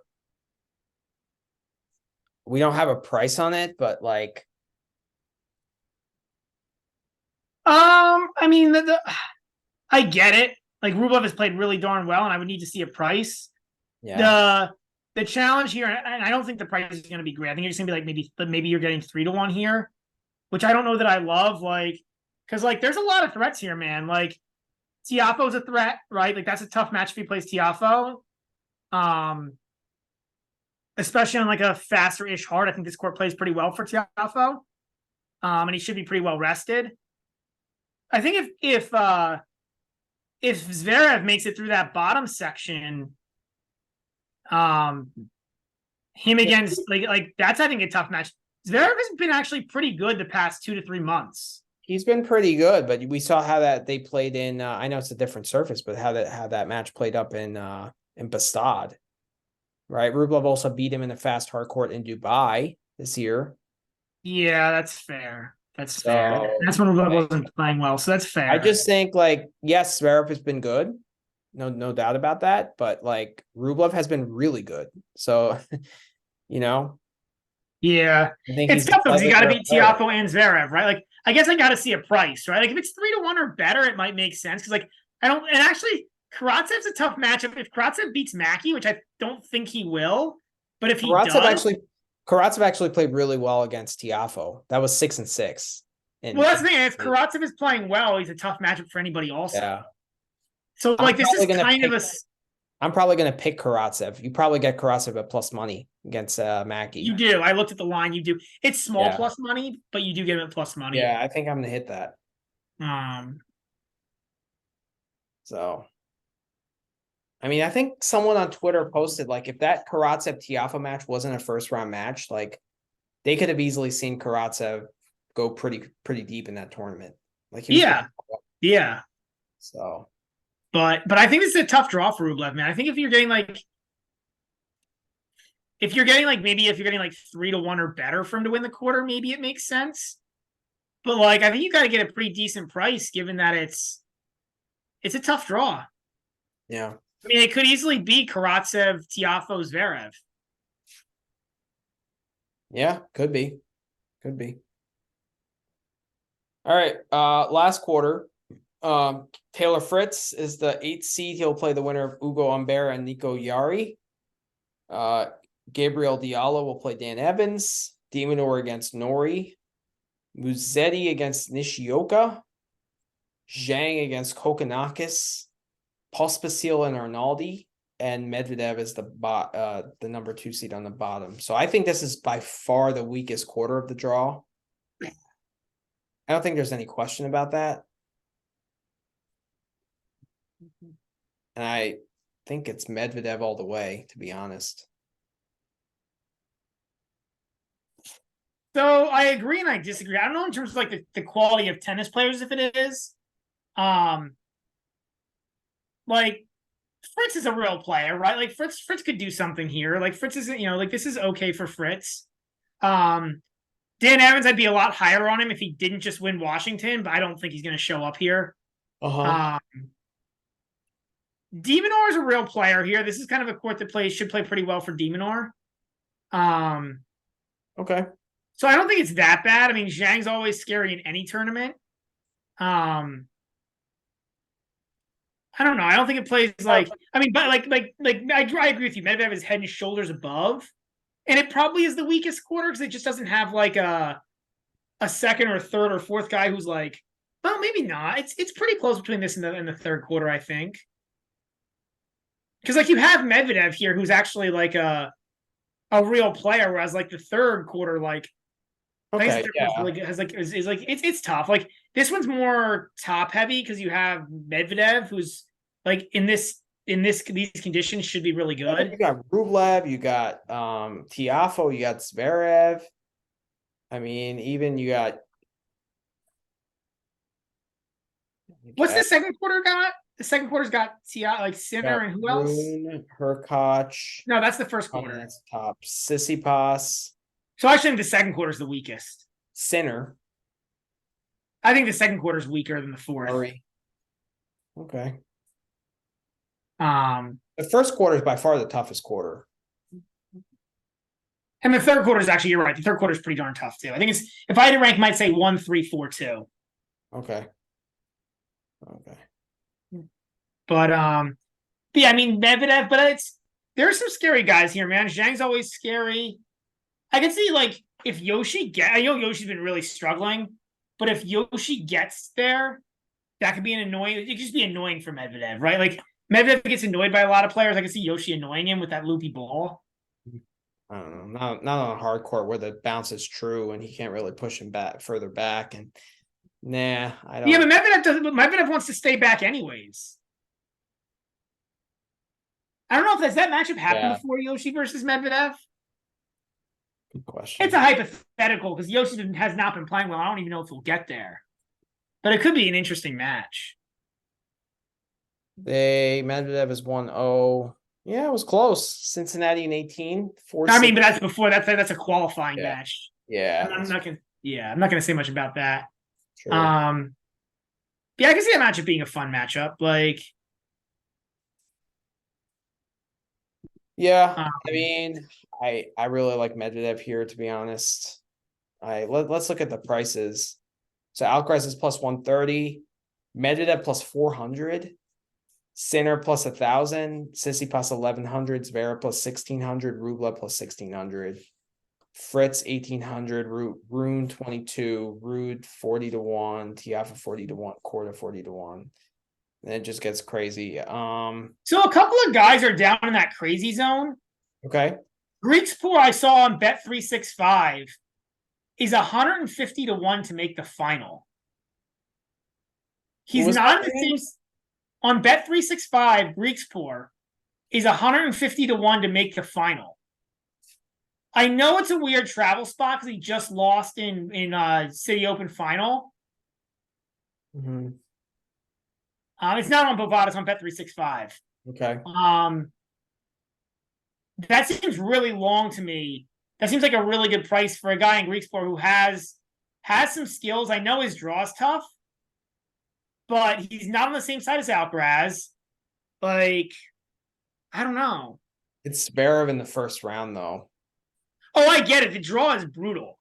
Like, I don't think it's just like, I don't know, man. Like, if you told me like versus those other guys at 200 or 300-1, like if you told me who has a better chance, like, to make the final, Griekspoor or Gael Monfils or Griekspoor or like, I don't know, I would go with Griekspoor over any of those guys around him. Yeah, I just don't like it because of I'm not like, I get the price aspect of it. I just like am not willing to just throw a unit away because like it's a good price, Yeah. I'm not gonna do it either, but I thought it was interesting to talk about. I got two plays here, and I love Medvedev and Rublev. Medvedev at plus 400. I'm going to tail the Bet Rivers guys. I know Sean Calvera was all over that. And I like Rublev. I think it's Sean Calvert. He's British, not French. Oh, yeah, that's true. Yeah, Sean Calvert. But regardless, that's not the point.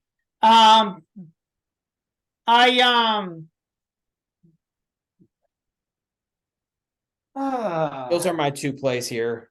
It's pretty So clear. I'm not on Medvedev at 4-1. The problem is like if he plays Alcaraz, it's just done. Like if he plays out, like you're just like you're done if he plays Alcaraz in the final. Like he's coming off of a long layoff since Wimbledon. Like there are a few guys in there who could beat him. Like for me, like if he didn't, like I'd like to see the price on Medvedev to make the final, and because the Bet River guys had as an each way bet. If he plays Alcaraz, he just has no chance. That's a good point. If you name the finalists, betting Alcaraz and Medvedev is plus 400.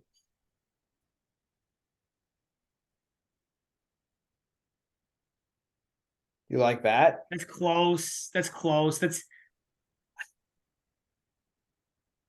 It's not a terrible price. I mean, I wouldn't bet it, but it's not a terrible price. I don't hate it. I mean, Bet 365 also has each way, and you could bet Medvedev at plus 400. So to make the final, you get 2-1. See, that's better. Like, so you get both. So wait, so you don't pay any premium to get the each way? Oh, you pay. So if you put 1 unit down, you basically have to pay 2 units. Oh, okay. Okay. Yeah. But so wait, so you put down 2. So if you put 1 unit down, they basically take another unit, right? But then if you do each way, then it's like plus 200 as opposed to plus 400, you know? Oh, so you're basically getting like you're basically getting 2 bets. You're basically getting it's almost as if you put down like to make the final and the Exactly. Yeah, okay. Yeah. Yeah, like that makes it a lot better because then you don't have to worry about Alcaraz. Right. The issue I have here, and I don't know if this is true of every tournament or not, but I added together, just for funsies, I added together all of these odds. And like theoretically, if the book were being fair to the bettor, right, they should all add up to 100%. Right. If you add all these odds together, it adds up to like 140 or to 150. It adds up to like 145% or something insane. Interesting. Which is, I just feel like if one is doing that, like it's really hard to beat the book if they're going to take that much. Looking at the guys, I would say like from more of a tennis perspective, I told you again, like I thought Griekspoor was interesting at that price to make the final, not to win the tourney. I mean, Wolf's always fun at 100-1, but I don't think so. He's not that good. The problem is when you look at the top guys like Alcaraz, that price is just too short for a guy who hasn't played in a while. Mm-hmm. Medvedev, as an each way, it's a little better. But like at 4-1, he's with Alcaraz in the tournament. And again, he's coming off a long layoff. Not as interested. Sinner, just you don't know if he's physically going to make it through. Yeah. Plus, like Medvedev and Alcaraz in the tournament, which is bad news for him. Tsitsipas, no thank you. Zverev, maybe. Like Zverev is. Rublev, maybe. But then again, like that's a pretty tough. Like Rublev, we just talked about how his draw is tough, so no thanks. Zverev doesn't have the easiest draw either. So probably no thanks. And again, like you have Alcaraz and Medvedev in the tournament. So no thanks. Plus, I'm just so impressed with Rublev. Like Rublev at any more than 10-1, I'm willing to take like sprinkle a little on his futures because he's just been so good this year, and he's shown so much like vast improvement. And I feel like if one of the top guns are like have an off day, he's like there to capitalize.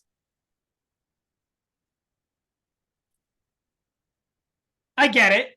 I just don't like the draw. Like, I think it's really like, like if he has to put Karatsev, that's a tough matchup. If he plays Mackey, if Mackey wins, then he'll beat Mackey. But if he has to play Karatsev, that's a tough matchup. If he has to play Tiafoe, he could definitely lose that. If he has to play Zverev or even Rude, like, I'm not saying it's likely, but I would put Rublev as a favorite over those two guys, but he could lose that. If he has to play Medvedev, he's the underdog against Medvedev, and if he has to play Alcaraz, the underdog against Alcaraz. Like, it's just Right. like it's 5 matches he's got to win potentially that he could lose all of them. It's Right. to me 16-1 there is not good enough. Maybe like 30-1 or something. Like, because remember, like he was 28-1 to win Monte Carlo, and that wasn't nearly as strong of a field. True, but his stock was way lower as well. It was. So, do you have But any? I get it. Like he's playing damn well. Like in terms of guys playing really well, I like it. But and then the other thing that scares me here is like with all this rain, man, like you don't know what this tournament's going to look like. So, well, that's another reason why I like Rublev and Medvedev, because they don't really have physicality problems. fair point. Fair point. I'm just more of in a stay away mode here on the outrights. I think I can't take Alcaraz at the price is too bad to take Alcaraz. The presence of Alcaraz kills Medvedev and his price isn't long enough. And then the other guys, the presence of Alcaraz and Medvedev really hurts them. Yeah. I think Rublev would be a lot of fun. I think Rublev's not a bad choice of the guys here. I much prefer Rublev at 16-1 than Zverev at 16-1, because like if there's a lot of rain here and like they have to play 2 matches in a day, I don't like Zverev in that mental spot.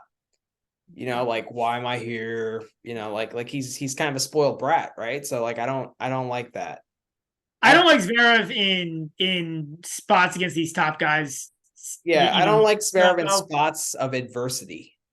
Is probably the best way to put it. Whether it's who he's playing or whether it's like external factors like weather. Yeah. I mean, Fine. like anything yeah, that can like yeah. destroy his kind of mental well-being is not something I'm willing to back Zverev in. Yeah, look, it's more that like I don't want any part of Zverev against Alcaraz. I don't want any part of Zverev against Medvedev. Yeah.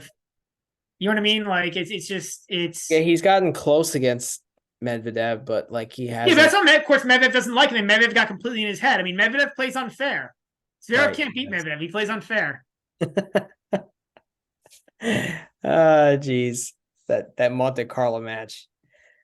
Yeah. All right, really, not like Medvedev completely got in his head. He did. Zverev should have won that easily. Yeah. Yeah. All right, let's get into just individual matches, first round matches. Yep. There are how many matches? There's 24, but only 17 are up. Okay. Only 17 are up? They don't have the qualifier matches up now? Yeah. They don't have the qualifier matches up yet. Still not? Yeah, I know. It's disappointing. I agree. Come on. It's been like 7 hours. Jesus Christ. All right, first match of the day. Alexis Galarneau against Francisco Cerundolo here. Cerundolo is a 4.5 game favorite, minus 425 on the money line. Galarneau is plus 325. Over under is 21. What's Cerundolo minus 1.5 sets? Oh, Jesus Christ. Minus 150. Ew. You have any play here? No, I'm tempted to do something on Galarneau here. Like my issue is like Cerundolo is the way better player, but the problem is Galarneau's at home.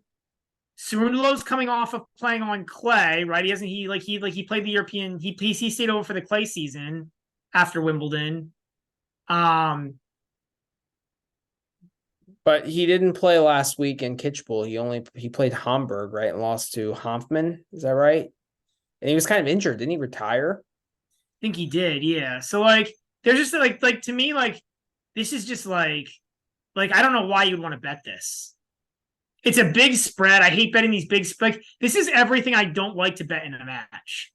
Big spread, court transition, like Galarneau is really bad. But he's at home. I know he's playing at home, but it's 11 o'clock in the morning. It's not like there's going to be a massive crowd here.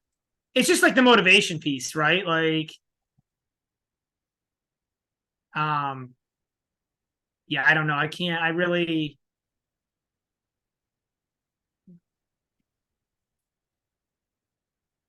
Did win a challenger. I get it. Like Golano's actually been okay on the challengers. Like, I get it. Like, but what do you want to do? You want to take like Cerundolo 2-0 at minus 150? You want to lay 4.5 to 5 games? Like, there's just like not a great like. There's no way to bet this that makes any in my mind that makes any sense. Like, I agree with like I can see why you would want to say like there's just nothing I want to do here. Like the spread's just like it's just everything I don't like in a match. So I'm gonna stay away from this one. I don't mind under 21 here.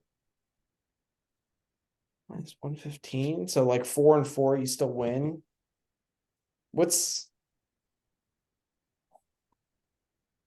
Dolo minus under 12.5 is minus 120. I don't like that either. Ugh. The under 21 is not a bad play. I'm staying away from this, but the under 21 is not a bad look. Yeah, I'll probably stay away as well. All right, next match you got is Brandon Nakashima against Yuri Lehechka. It's a 1-game spread. Nakashima is minus 120. Lechka is even money, and over/under is 23 here. You know where I'm going with this one? You're going over 23? I'm going to go over the 23, yeah. I mean, Nakashima, we talk about, right? He's like a sneaky guy who you love to play overs on. I don't think Lehechka's been particularly amazing, right, lately? No, but Nakashima can't break serve against anyone. I'm playing Lechka even money here.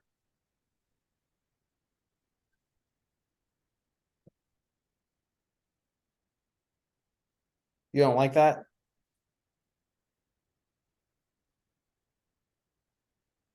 Yeah, I just don't love betting guys on surface transitions. You know what I mean? Again, this is something I don't like to do. I might stay away. If I'm gonna play this, I'll play the over. Okay. But I hear your point. Like Nakashima, I don't have any confidence that Lechka can break serve either. Like I don't like how Lechka's played in a while, honestly, right? We talked on this pod before.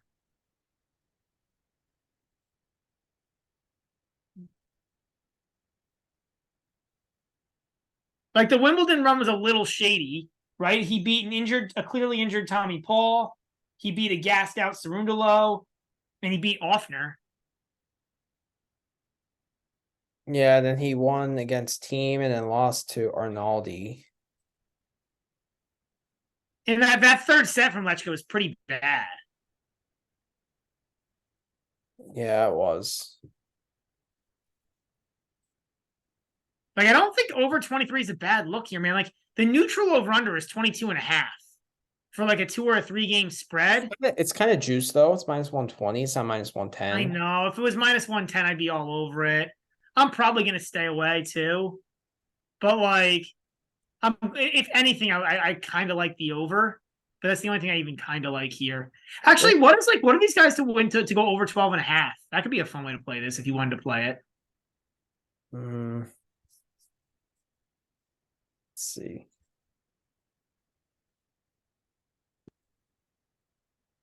Over 12.5, minus 125 for Nakashima, minus 115 for Lechka.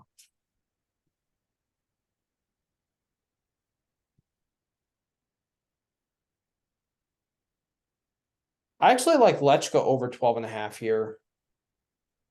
The problem is like I have no like, yeah. I think yeah, I think I don't know. Tough to get a read on this. It really is. Yeah. I'm probably just gonna stay away. It's like they just juiced the over enough to keep me off of, but man, the over looks like kind of interesting there. I think that's the only way to play it. I'm debating this one still. This could be an overlook. I'm going to stick with Lechka money line at even money. I just don't like Nakashima. Like, he's such a bad returner, man. He's so bad. I know. Like, I trust Lechka to manufacture a break more than Nakashima, to be honest. You're probably right. So, Musetti and Yoshi. Musetti is a 3-game favorite, minus 200 on the money line. Yoshi is plus 165. Over-under is 22.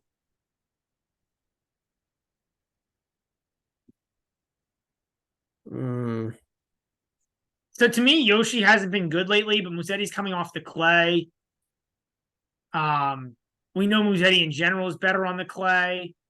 So also I'm in a stay away mode here. This screams stay away, to be honest.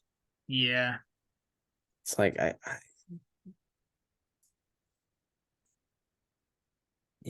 don't have a play here. Even I don't have a play. It's just really hard to get a read on it, Yeah. to be honest. All right, next match is Fokina against JJ Wolf. Fokina is a 1.5 game dog. Plus 115 on the money line. Wolf is minus 140, over under 22.5. On first glance, I love that over, to be honest. Yeah, I was thinking the same thing. Yeah. Um,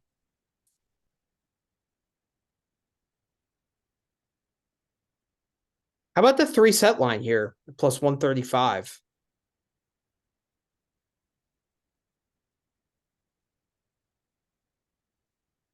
what are the over 12 and a half? Our favorite play with these guys is the over 12 Okay. and a half. What are the over 12 and a half? For Fokina, it's plus 115. For Wolf, it's minus 105. Ooh. Tasty. And the over under here is 22 and a half. Yep.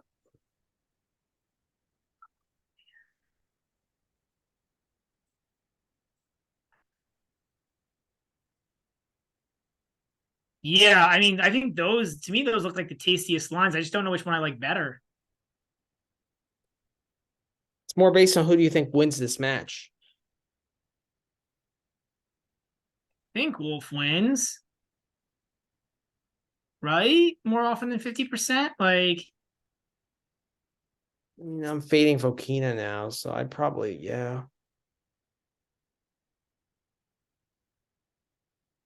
They're actually both kind of similar players, to be honest. I mean, Fokina is a much better athlete. Wolf is a pretty good athlete, but I think Fokina is better. Yeah.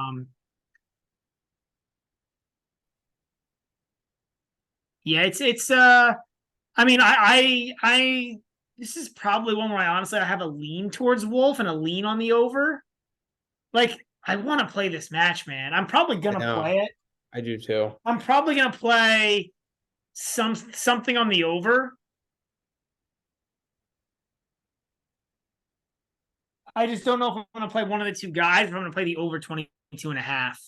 I'm probably gonna play one of the two guys. I like the Fokina. I like the price there, plus 115. For the over 12 and a half on Foki. Yeah, but he can also lose it like 3 and 5, you know, like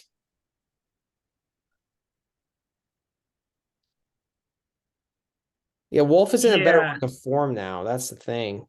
I think I like Wolf, man. I think I like Wolf's not the better player, but I think I like Wolf over 12 and a half. That's basically Wolf to win a set. Yeah, the thing about Wolf also, he has the better serve in these quicker conditions. He Like, does. I think he can generate more free points. Yeah, I would agree with that. So Wolf over 12 and a half, and then the over 22 and a half. Yeah, I might just stick with the Wolf over 12 and a half. That way, if you get like a 5 and a 3 or a 5 and 4 score, like you still win. Okay. I like that. That might be a play of the day candidate, to be honest, tomorrow. Yeah.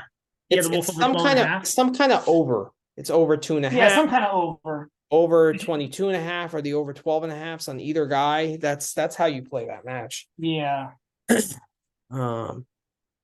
All right, next, Gregoire Barrère against Matteo Berrettini.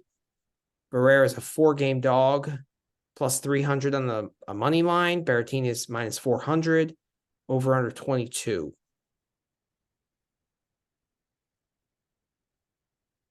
Barrère, I mean, he won a set against the eventual champion. He was the only guy to win a set against Dan Evans all week.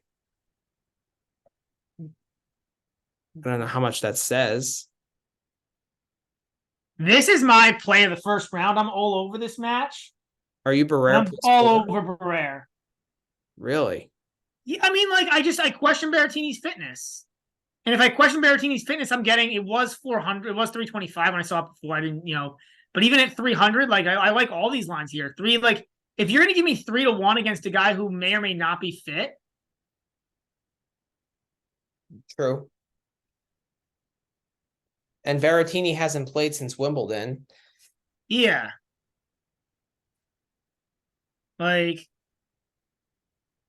so I mean, I'm gonna go 1 unit on the Barrera money line. I'm gonna go a unit on the set one money line. I'm gonna go a unit on the Wow. I'm gonna go a unit on the Barrera to win a set. I think that's also plus money, or it's close to even money. It might have moved. It might have moved down to You don't like I I prefer the +4 here than win a set. but I think the win a set might be plus money.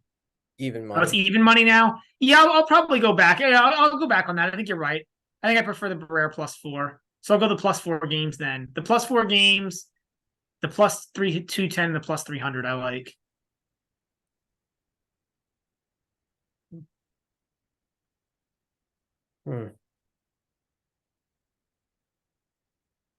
I'll probably split the unit on the +4 and the money line. I think I'm going to stay away from the set one here. All right. For me, it's more the service transition piece. But I like taking the Barrera angle here. I agree with you. Like, yeah.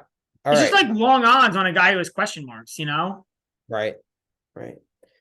Bublik and Hubie tomorrow afternoon. Bublik is a 3-game dog, +180 on the money line, -220 for Hubie, over under 23. How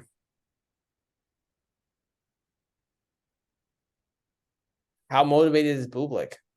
That's really the question I come up here, right? Like, if he's motivated, I love the over, I love the +3, I love the Bublik money line, but like, we don't know that. Yeah, I'm staying away from this. I have all the same thoughts you do, Manny. But like, man, do you really want to bet if Bublik is motivated or not? That's the question. And I just have a hard time ever liking the idea of betting on Bublik to be motivated. How has he done in Toronto or Canada in the past? Not great. I think he's 1-3 in his career. I mean, you can look it up, you can fact check it, but I think he's 1-3.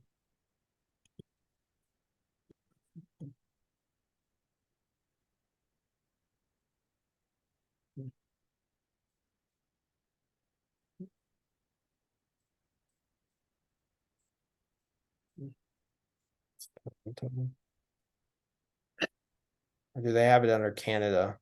Yes, Canada Masters.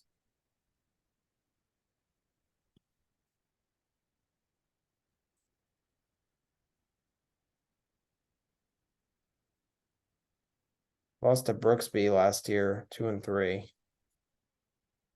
Oh, show career. Oh yeah, 1-3. You're right. You had the same thought as me. You looked this up. Yeah. Yeah. Yeah, I wouldn't know this offhand, right? I obviously looked it up. Yeah, man, I don't know. But any QB match over 23 is not a bad look. Like, I know, but again, it's that slightly juiced 23. It's just like that Nakashima, man. How are any of these guys going to break? But like, at least like Lechka, I feel like can manufacture a break. Whereas these guys, I feel like they're going to. Well, if Bublik isn't motivated.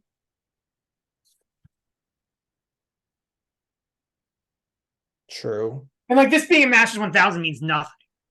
If anything, it's bad because he had a good run on grass and now he's gotten like his money in his scalps. Like, there's no, I mean, like, look how he showed up the last tournament. It was terrible. I know. What, against Monfils? I mean, that was after a rain delay, but this might be after a rain delay too. There might be rain tomorrow. Yeah. You're absolutely right. Like, you don't want Bublik any part of Bublik. You don't want any part of this match. Especially when there's rain in the forecast. He's going to be Yeah. It's just another thing that could screw up Bublik. Yeah, I agree. Stay away. All right, Monfils against Eubanks here. Monfils is a 1-game favorite, -125. Eubanks +105. Over under 23. I like the Monfils money line here. Yeah, me too. I love this matchup for Monfils, man. Like, Monfils is really good at getting balls back. Eubanks is really bad at hitting balls in the court. Yeah. That's my takeaway from this. What's Monfils 2-0? Not great. 185.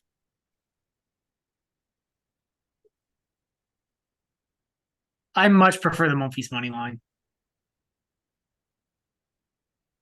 Yeah, Monfils over 12.5. Especially against Eubanks, who could scam a set. I'm going to borrow MP9's Dave Berger's phrase on that. Like, you know, Eubanks could scam a tiebreak out. Like, I much prefer the just the pure money line here. This has gotten better. It was -130 before. Now it's down to -125. All right. People are back on the Banks train, huh? That might be a play of the day candidate. Yeah. Too. I like that. Yeah, Sean Calvert's on that one too. I love this one as well. Raonic and Tiafoe. Raonic is 2-game dog +155. Tiafoe's -185. Over under is 23.5. I absolutely love Tiafoe -2 here, or Tiafoe straight sets at +140. I'm doing the same thing. I don't love it as much as you do, but I am going to hit it. Okay. Which one are like you? If the straight sets was like +110, I'd be a lot less excited. Like, I probably wouldn't hit it, but I think at +140, it's good enough. But like, I don't think this is the mismatch that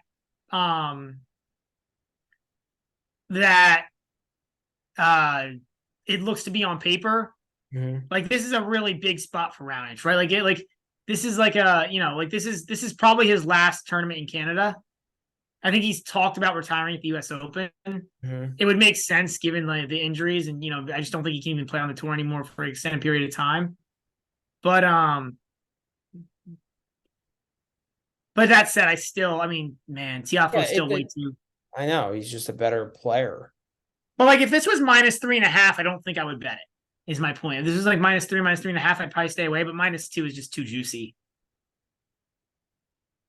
And again, like the +140 for 2 sets is too juicy. Like, if it was like +110, I'd probably stay away. But it's just too juicy. Yeah. I'll probably even go 2 units here, one on the -2 and one on the 2-0.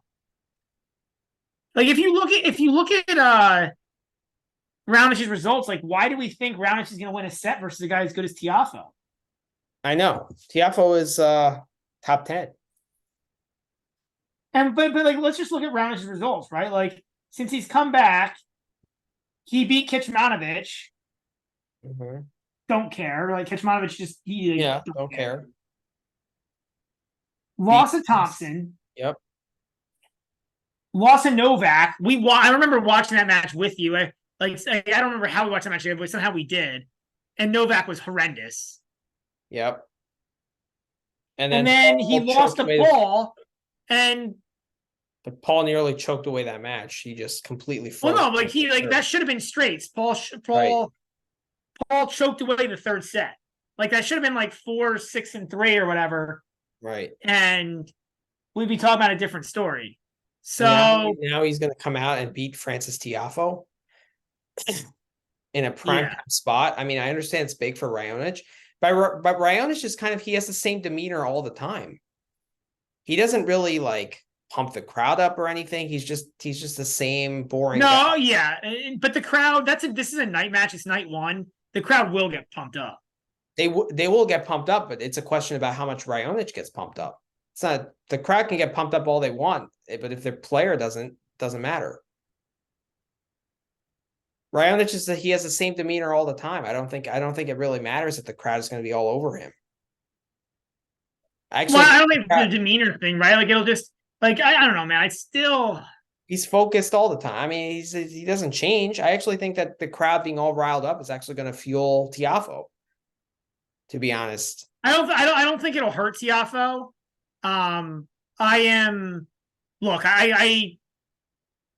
I still think like the gap is just too great between these two players in terms of tennis. I'm just saying I don't love it as much as I would if this wasn't in Canada.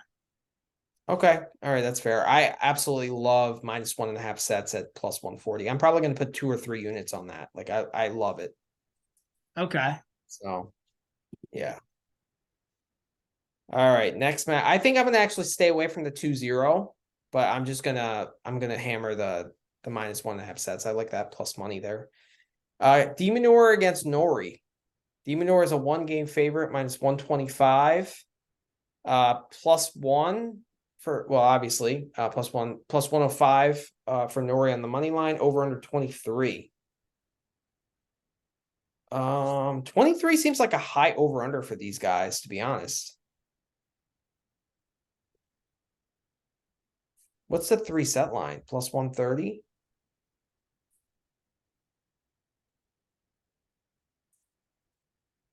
I don't know. Norrie's been really bad.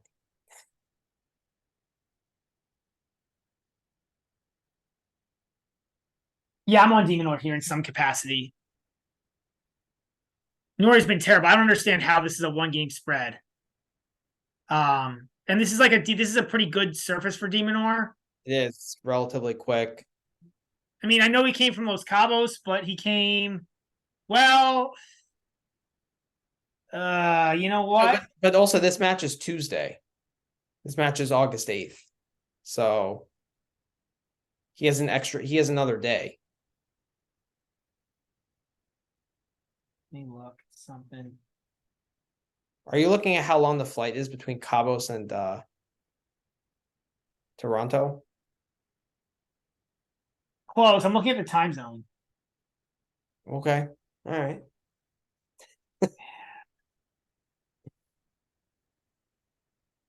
It's a 3. You know what? I'm probably going to stay away.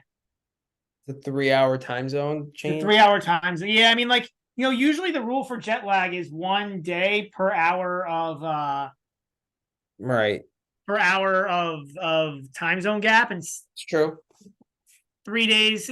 It's close. It's 3 days. Depends when he got out. If he got out, because the final was late last night, so he probably didn't get out until today. It's close. It also just looks like kind of a trappy line, doesn't it? Like there's just such a gap here in terms of form. Yeah.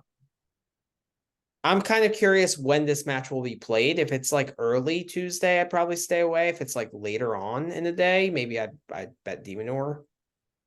Yeah, that's true. No, because and like rain could push this to Wednesday. Could. I'm making a note of that. Like if this gets pushed to Wednesday.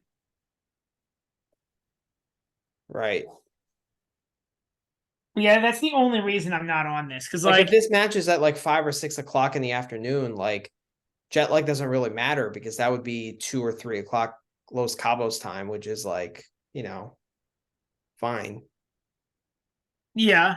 Yeah. So, all right. Well, I mean, we have a day to think about it. So, Zverev and Griekspoor. Zverev is a 4-game favorite, -350 on the money line. Griekspoor is +275, over under 22. I wish Griekspoor didn't make the final because I would bet Griekspoor here. I just think it's like too much to ask for him to like travel. I mean, it's not that long of a travel spot, but you know, still. And like they're gonna get out of DC real late because like that match was rain delayed, right? So they're probably not gonna get out till yeah. Like I'm staying away here because of that. Otherwise, I'd be on Griekspoor. It's also not a great style matchup for Griekspoor, I don't think. Well, Griekspoor did beat Zverev in Rotterdam. But I think it was a much weaker Zverev. That's fair. That's fair. So I'm not. Yeah, I'm gonna. But 4 games is also too much to bet Zverev here. Like this spread is like I think if there's value on it, it's Griekspoor. But man, between the final and the surface transition for Zverev, yeah, I'm gonna pass here. Okay. Probably me too. All right, next we got Ben Shelton and Zapata Miralles. Shelton is a 4-game favorite, -350 on the money line, +275 for Zapata, over under 22.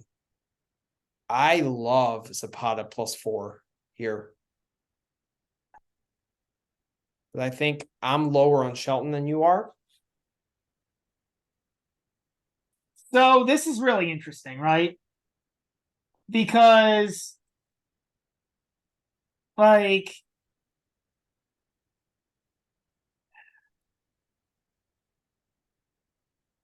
so this is interesting because, like, I love the matchup here for Zapata. Mm-hmm. The problem is Zapata's 3-12 on hard courts in the last 52 weeks. Yeah. And he's making a surface transition.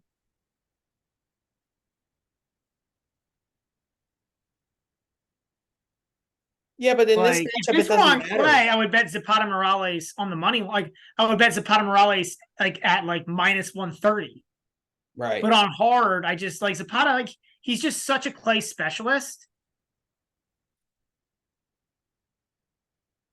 that Yeah, but Shelton doesn't make enough balls. Like he could just easily self-destruct and just like. I hear you. The matchup is great for Zapata here. It's just he's so bad. Like, he's three. Like, I just have a hard time betting on a guy who's 3-12 on hard courts. But I hear your point. 4 is Like, a lot, man. I don't know. what? 4 is a lot. It is a lot. Like, and the money line is good. Like, I'm not going to hate on you for betting it. I won't tell you, but I won't hate on you for it. Like, I'm never on Shelton here. Mm-hmm. Like, it's way too short, but it's hard to take Zapata when he's just, like I said, he's just not a good. How about He's just Zapata only good on clay. 675? What? Zapata 2-1 and plus 675.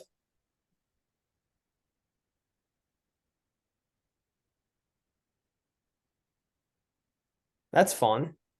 That's fun. Yeah. Again, I'm not doing it, but it's fun. Even if you don't like it, I mean, it's. Yeah, I think I'm going to stick with the Zapata +4. Like I said, I don't hate it. Like, it's by far my favorite line of the options available. Yeah. Or, sorry, I way prefer that than playing Shelton. But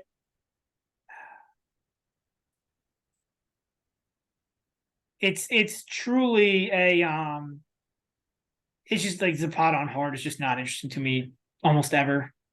Okay. It'd be really hard to convince me to take Zapata on hard. Yeah, those stats don't lie for sure. But for me, it's more a fade on Shelton. I get it. Like, Yeah. I want to fade Shelton too. I just don't like. I think Yeah. it's really hard to in this spot. Yeah. All right, Gabriel Diallo against Dan Evans, the Washington champion. Diallo's a 2-game dog, plus 135 on the money line. Evans is -165. Over-under is 23. I have no interest in playing this. I don't know how hard Dan Evans is going to party, but also I don't want to. Dan Evans is known as a party boy, man. Like, I think Yes. he's going all out tonight, given the season he's had. Given it was a late night finish in Washington. I have a feeling this match might not even take place, but at the same time, Dan Evans made semis here last year, so he does have a lot of points to defend. But he just picked up points in Washington, right? So does he need to defend these points now? Yeah, that's true. Exactly. Right? Like, he basically defended his points By for winning the points swing, elsewhere. Yeah. right? In Washington. So, because that's 500. Right. That's true. Yeah, honestly, like, if Evans didn't win that final, this would be a lot tougher for me. But, like, this feels like a trap line, and that's why I want to take Diallo. Like, I feel like the books are like, they're making it's so close. Like, this is way too close, right? For the difference in caliber between these two players. I mean, Diallo's not good. He's not good. And like, we backed him against Kevin Anderson, and he got walloped. Yeah, like, Diallo is not good. If Evans shows up and wants to win the match, it's over. Yeah. You're just purely betting that Evans doesn't show up for this match. Right, like, exactly. Yeah, and I know Diallo's in Canada and stuff, but like, to me, that doesn't weigh that much because of the gap in talent between these two guys. I don't know. don't want to like overthink this. I'm gonna stay away here. I'm done backing Diallo. Yeah, so if I'm gonna play this, I haven't decided yet if I'm gonna play this Diallo money line or not. I might. I haven't decided. I can't do this any other way. Like you cannot play Evans in this spot. That's No, just you suicide. can't. That's not smart. It almost doesn't matter what the line is. Right. Like even if this is like a pick'em, you couldn't play Evans. Yeah, I agree. It's just I wish he was playing someone else besides Gabriel Diallo. Like I know. he's just not a guy I really want to. And like some of that is baked. Like you look at that line and you know some of that is baked in. I know. Because that should be a 4-game spread. Should be. Like in my mind, if like Diallo is if you know Dan Evans is if that match was the Washington final, if somehow Diallo was magically allowed in the Washington final, it would be a 4-game spread. Right. Probably more. Probably 4.5. Probably 4.5. Yeah. Yeah. So it's tough because like the motivation factor is already built in. And you're right. Like this match, honestly, what I would love to bet, I want to bet the under on the games.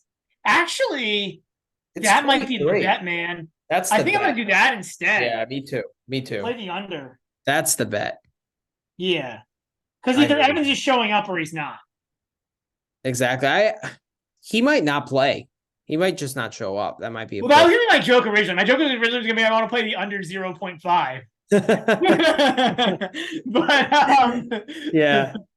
But yeah, I want to play. I'm going to play the under 23 because even if Evans, like limps in, like if Evans limps in there somehow, it's probably a beatdown that he gets beaten down if he just doesn't care. Right. And if he shows up and he cares, he should beat down Diallo. Diallo's just so bad. Exactly. Yeah, that's a good look. That might be play of the day for Tuesday, actually. Under 23. Yeah. All right, next match. Dimitrov and Coric. Ew.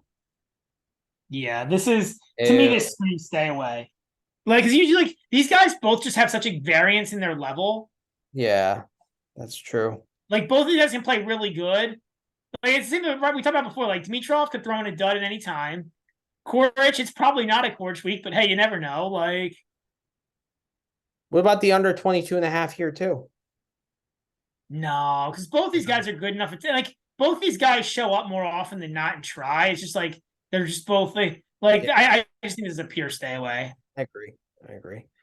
All right, Sonego and Murray. Sonego is a 3-game dog. Plus 170 on the money line. Murray is minus 210. Over under 22.5. What's Murray's straight sets here? Plus 125. That's not terrible.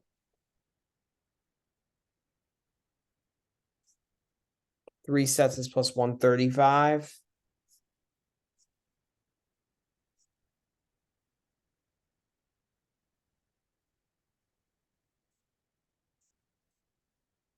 I actually don't mind Murray. It's juiced. Fuck. Minus 130. Do you have a play here? No, I think like Sonego's too good of a player. To like this match is too close in terms of who's a better tennis player right now to back Murray at laying this much juice or laying 3 games, or laying a set and a half. But I do like the spot for Murray, so I'm just gonna stay away. So it's again, this is why I didn't really want to do the rollover because this is where you end up, right? Right. The first match you get and the price isn't great for Murray.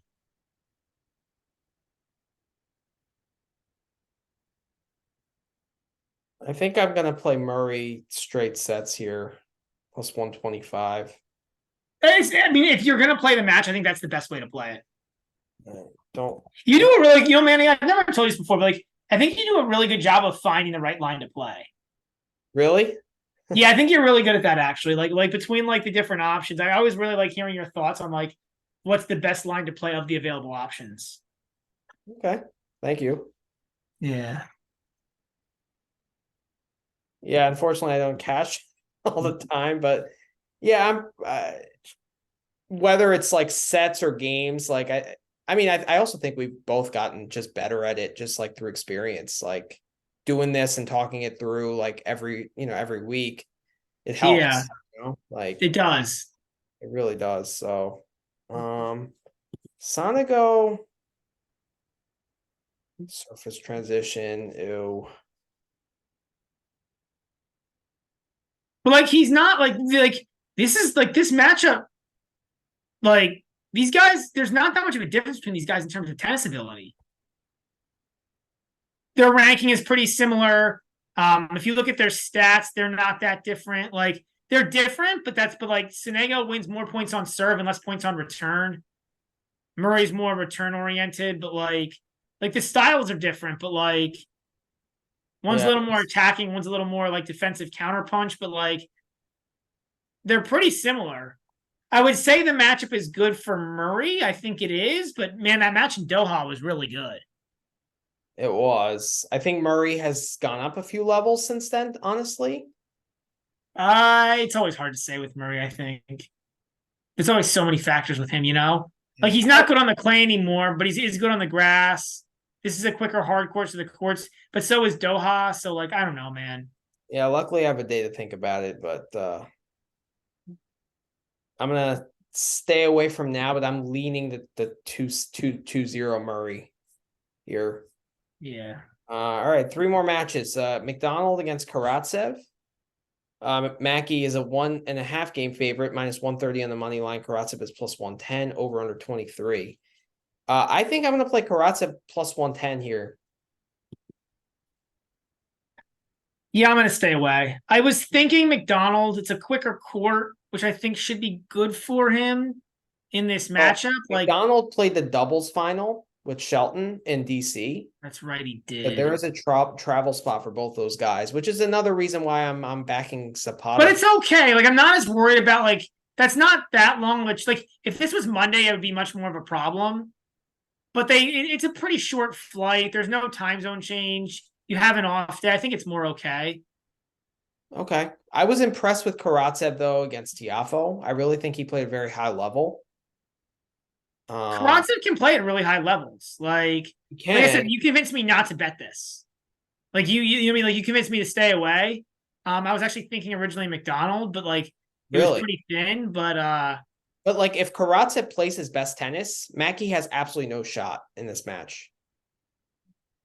But I think it's hard for Karatsev to play this like his best tennis. Like Mackey does take away time with that like flat ball. He plays up in the court. Like he does take away time. I think that's not good for Karatsev. Karatsev done okay on quicker courts too. He did well at the Australian Open. That's where he made his money 4 or 5 years ago. I think this is probably pretty well set line. See, for me, I think these numbers should be reversed. Okay. So that's why I'm here with Karatsev. And like Tiafoe has kind of a similar game to Mackey. Like he likes taking the ball early off the rise, and Karatsev was handling those balls pretty easily. Yeah, you're right. I think it depends on how Karatsev is playing, and his form has actually been decent recently. So it's been pretty good for a while now, man. I mean, we might have to reconsider this. Like Karatsev's form has been pretty good for like months now. Yeah. Yeah, I like we all made fun of him and said he shows up 1 week a year, but like he's actually shown up pretty well the past 4 or 5 months, I think. Yes. He did take a set off. I might need to reconsider here. Okay. So you were with McDonald and then I convinced you to stay away, and now I'm talking you into Karatsev. You are. All right. Next match. Echeverry against Korda. Etch is a 4.5 game dog. +300 on the money line, over under 21.5. Korda is -400. Wow. I understand the surface transition. I understand that Etch is better on slow courts. But Korda has really been bad now. I like the 4.5. I like the money line. I'm kind of similar to where I am with Barrere against Berrettini, honestly. I know I'm higher on Etch than you are. I mean, this is a travel spot, though, right? Even though it's Tuesday, they played the final on Saturday. True. True. And that's 4 days, whereas, yeah, I guess. I still maybe I'll stay away from the money line, but I'm still gonna go with the +4.5. Like that's too steep for someone who's really struggling with his confidence in Korda. Is this a match where it would make more sense? And I don't know if you can do this or not. I guess it depends on when it gets played, what your work schedule is, but this feels like a match where you'd be better off waiting to see how Edge does the first 2 games and then live betting. Fair point. That's probably not a comment for us. It is for any potential listeners who like to live bet. But if you're someone who likes to live bet, this feels like a really good spot to a really good spot to watch for a potential live bet. Because if it gets a 2-all in the first set, the spread probably doesn't move that much. We talked about this on the Spaces last night with Tidbits. Like even for a Masters 1000, I'm sure they have somebody watching, but I doubt this line moves to 1.5 or 2.5 if Etch comes out and gets it to 2-all in the first set. It's a good point. I agree. And this match is probably going to be on an outer court. So probably, yeah. It's not like a big name, yeah. Yeah, I like that look. I just think it should be 3.5 with how much Korda has struggled, even despite the travel spots. I like the 4.5 here. So I agree with that. I just hate betting into travel spots. Okay. It's fair. It feels like running to the teeth of the dragon. Yeah. All right, and then the last match here is Ugo Humbert and Nico Jarry. Plus 1.5 games for Humbert. So 1.5 game dog, plus 120 on the money line. Jarry minus 145. Over under 24. I know the Bet Rivers guys are like the over here, even though it's a high number. I'm probably trending that way, actually. So I 100% agree, but I'm going to stay away because of one caveat, and that is we don't know Ugo's fitness. Right? He pulled out of he gave a walk over to Dimitrov with a left leg injury in Washington. True. Yeah, that's a good point. So I'm not betting this. Yeah, it's probably accurate statement.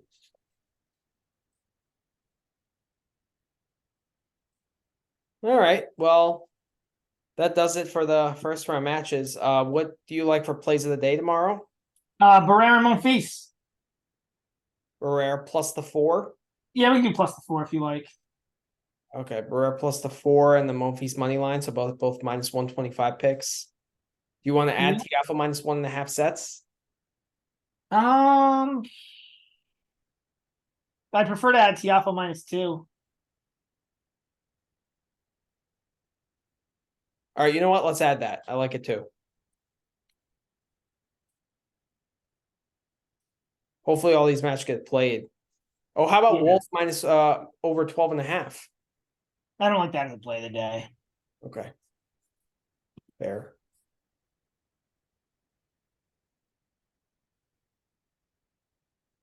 All right. So my bets tomorrow are Lechka money line. Wolf over 12.5. Barrera plus the 4 with a sprinkle on the money line against Berrettini. Monfils money line. Tiafoe minus 2 games, as well as the Tiafoe minus 1.5 sets. And I think you and I are on all the same stuff, except I've got. Yeah, that's it. I'm on the 4 that we just mentioned. So I'm on the Wolf, the Monfils, the Barrera, and the Tiafoe. And I'm heavy on Barrera. And I think I'm gonna play Bublik over 23. I think the chances of him being motivated are slightly higher than not. But I totally get it if you want to stay away. But I think it's hard for me to back off a Hubie over spot. I know, I It's really know. hard. But it has to be Bublik. Say I it ain't know, so. I know, I know. Say it But ain't so draw. I mean, yeah. What did we have on a Wolf over 12.5? That's right. Okay. And then what did we have for Tuesday? What did we both like? I love Zapata +4. Oh, Evans under 20. Evans Diallo under 23. yep, that's one of our plays for tomorrow. Yeah, for Tuesday. For Tuesday, and then that's all I have for Tuesday. Wow. That's it. Yeah, just that one bet. I mean, we'll see once they add in the qualifier, but I think a bunch of the qualifiers play tomorrow. There's like 4 or 5 qualifiers that play tomorrow too. So once those lines come out, we'll have to see what's going on there. But like, we'll have to see. Let's see the schedule.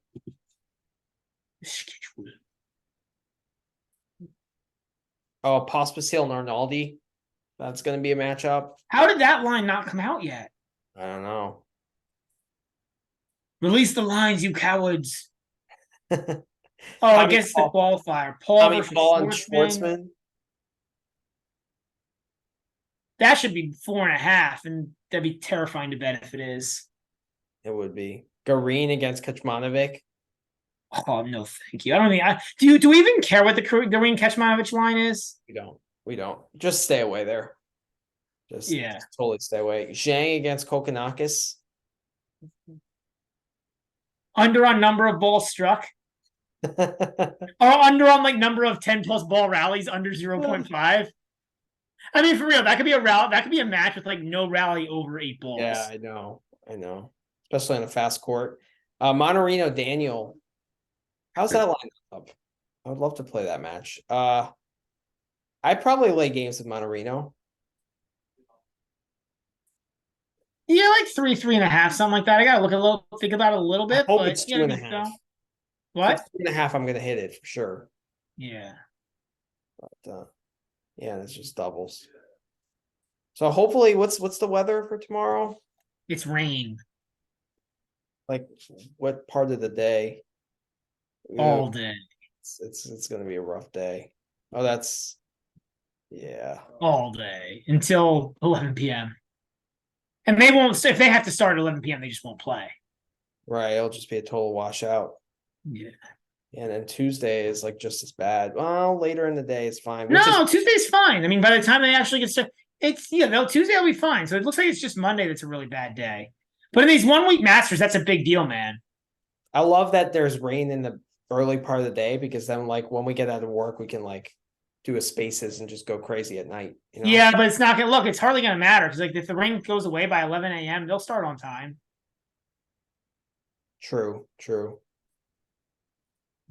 Yeah, Wednesday looks good. I mean, Thursday it's too far away, but all right. So in our future picks, I have Medvedev at +400 and Rublev at. I've got nothing. Actually, we can check. Are there any quarter prices up? Maybe they have some quarter or some.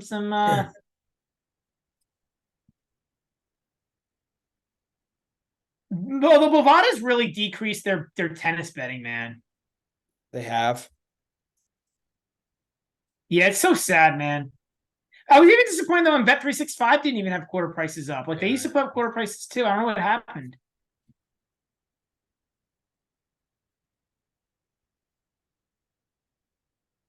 Yeah, no quarter prices up yet.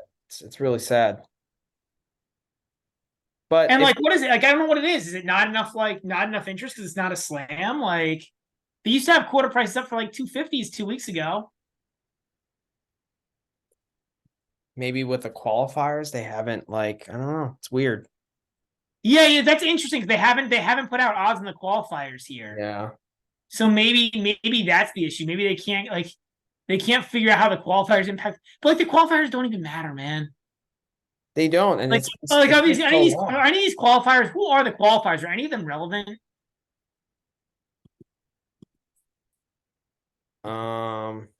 It's Taro Daniel. Daniel, Schwartzman. I think Vukic qualified. Yeah. You can just look at today's schedule. Yeah. Yeah. Schwartzman, Yaron, Purcell, Kokonakis, Kokonakis. Arena, and Arnaldi. I mean, Arnaldi's fun, but I don't think he's like relevant to winning a quarter here. Yeah, I this bet that draw's match just too under stacked. 21.5, so I was happy. What? I bet that match Arnaldi Pekatic under 21.5, so I was happy. Yeah. Yeah, Arnaldi would play Medvedev and stuff. And Kokonakis would play Rossetti or Nishioka. So, yeah. All right, man. So, good pod. Yeah, it's 2.5 hours. Hey, guys, we're getting better on the time, down to 2.5 hours, and most of it was concentrated on the actual tennis upcoming, which is probably what you want to see. So, Yep. But we're always excited for Masters 1000. We'll try to do one midweek. Right, for Masters, we always like to. Yeah, we try to do a couple. Yeah, this was tough. Like these are it's tougher to do them for the 1 week Masters because like there's just so much more tennis. Right. Like it's so much I'm more. I'm sure we'll do a Spaces probably midweek, like probably Thursday or Wednesday. I feel like we'll probably try to do one Spaces and one pod. Yeah. So, all right, sounds good, and we'll definitely do one before Cincy. Hopefully, maybe we'll try to do one like Saturday with Josh. That'd be pretty cool. Whoa! Oh, by the way, we gotta call out Josh has been doing the graphics. So those cool graphics we now have for our those are all Josh. So thank you to Josh for that. It's not Manny. I do not have that expertise. No, we do not. And for all those guys that joined us on the Spaces last night, that was fucking phenomenal. Vange was amazing. Miles was amazing. Tidbits was amazing as always, but that's just the norm for him. Yeah. Yeah, those guys. Yeah, that was a great space. We had like 6 or 7 guys really chatting up really strong stuff. Yeah. Tuned into 10. That was Miles, right? Yeah. If we're missing a few guys that we didn't mean to lose. I'm sure we're missing because there were like 10 or 11 guys in the conversation. So it was just amazing night. It was a strong group. Yeah, it was really good. So we just gotta call out Dave Berger, because he's got to get in one of these. He's not been living up to the hype with that. Yeah, he was in Vegas. He was in Vegas this week, probably getting hammered. He keeps telling us he's going to join, then he doesn't join. So that's disappointing from him. All right, Dave, you're under pressure. Join us next time. So yeah, I'm trying to think of anybody else we got to call out. I think that's it. Yeah, I think that's about it. Oh, we should call it the Discord. Really good Discord we got going with D Prodigy, MP9, a couple other guys. Big Jordo. Yeah. So yeah, it's been terrific. I can't believe how much this is picking up. 540 followers now. Nearly. I know, it just keeps growing, man. Oh, it's crazy. So here's a fun bet. What's the over under for number of followers we'll have by end of year?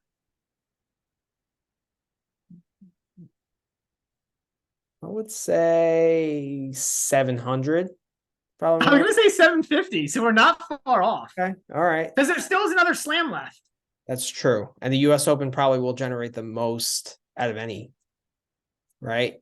I don't know, man. Wimbledon might have it beat. Yeah, Wimbledon. Close. Yeah. All right, so we'll post the pod. We'll post our plays. It's a lot of homework. Yeah, and not a lot of time because the tournament starts 11 a.m. tomorrow. But it's tough. There's nothing else we can do because like everything comes out so late for these events. I know. It's just such a tough sport. It is. It's a tough sport to play. It's a tough sport to pod on. It's a tough sport in general. Yeah. So hard life for us tennis, but pickleball is so much easier. The pickleball tour is probably easier to bet on too. Yeah. All right. Have a good night, guys. We'll talk to you soon. Guys. All right. Bye.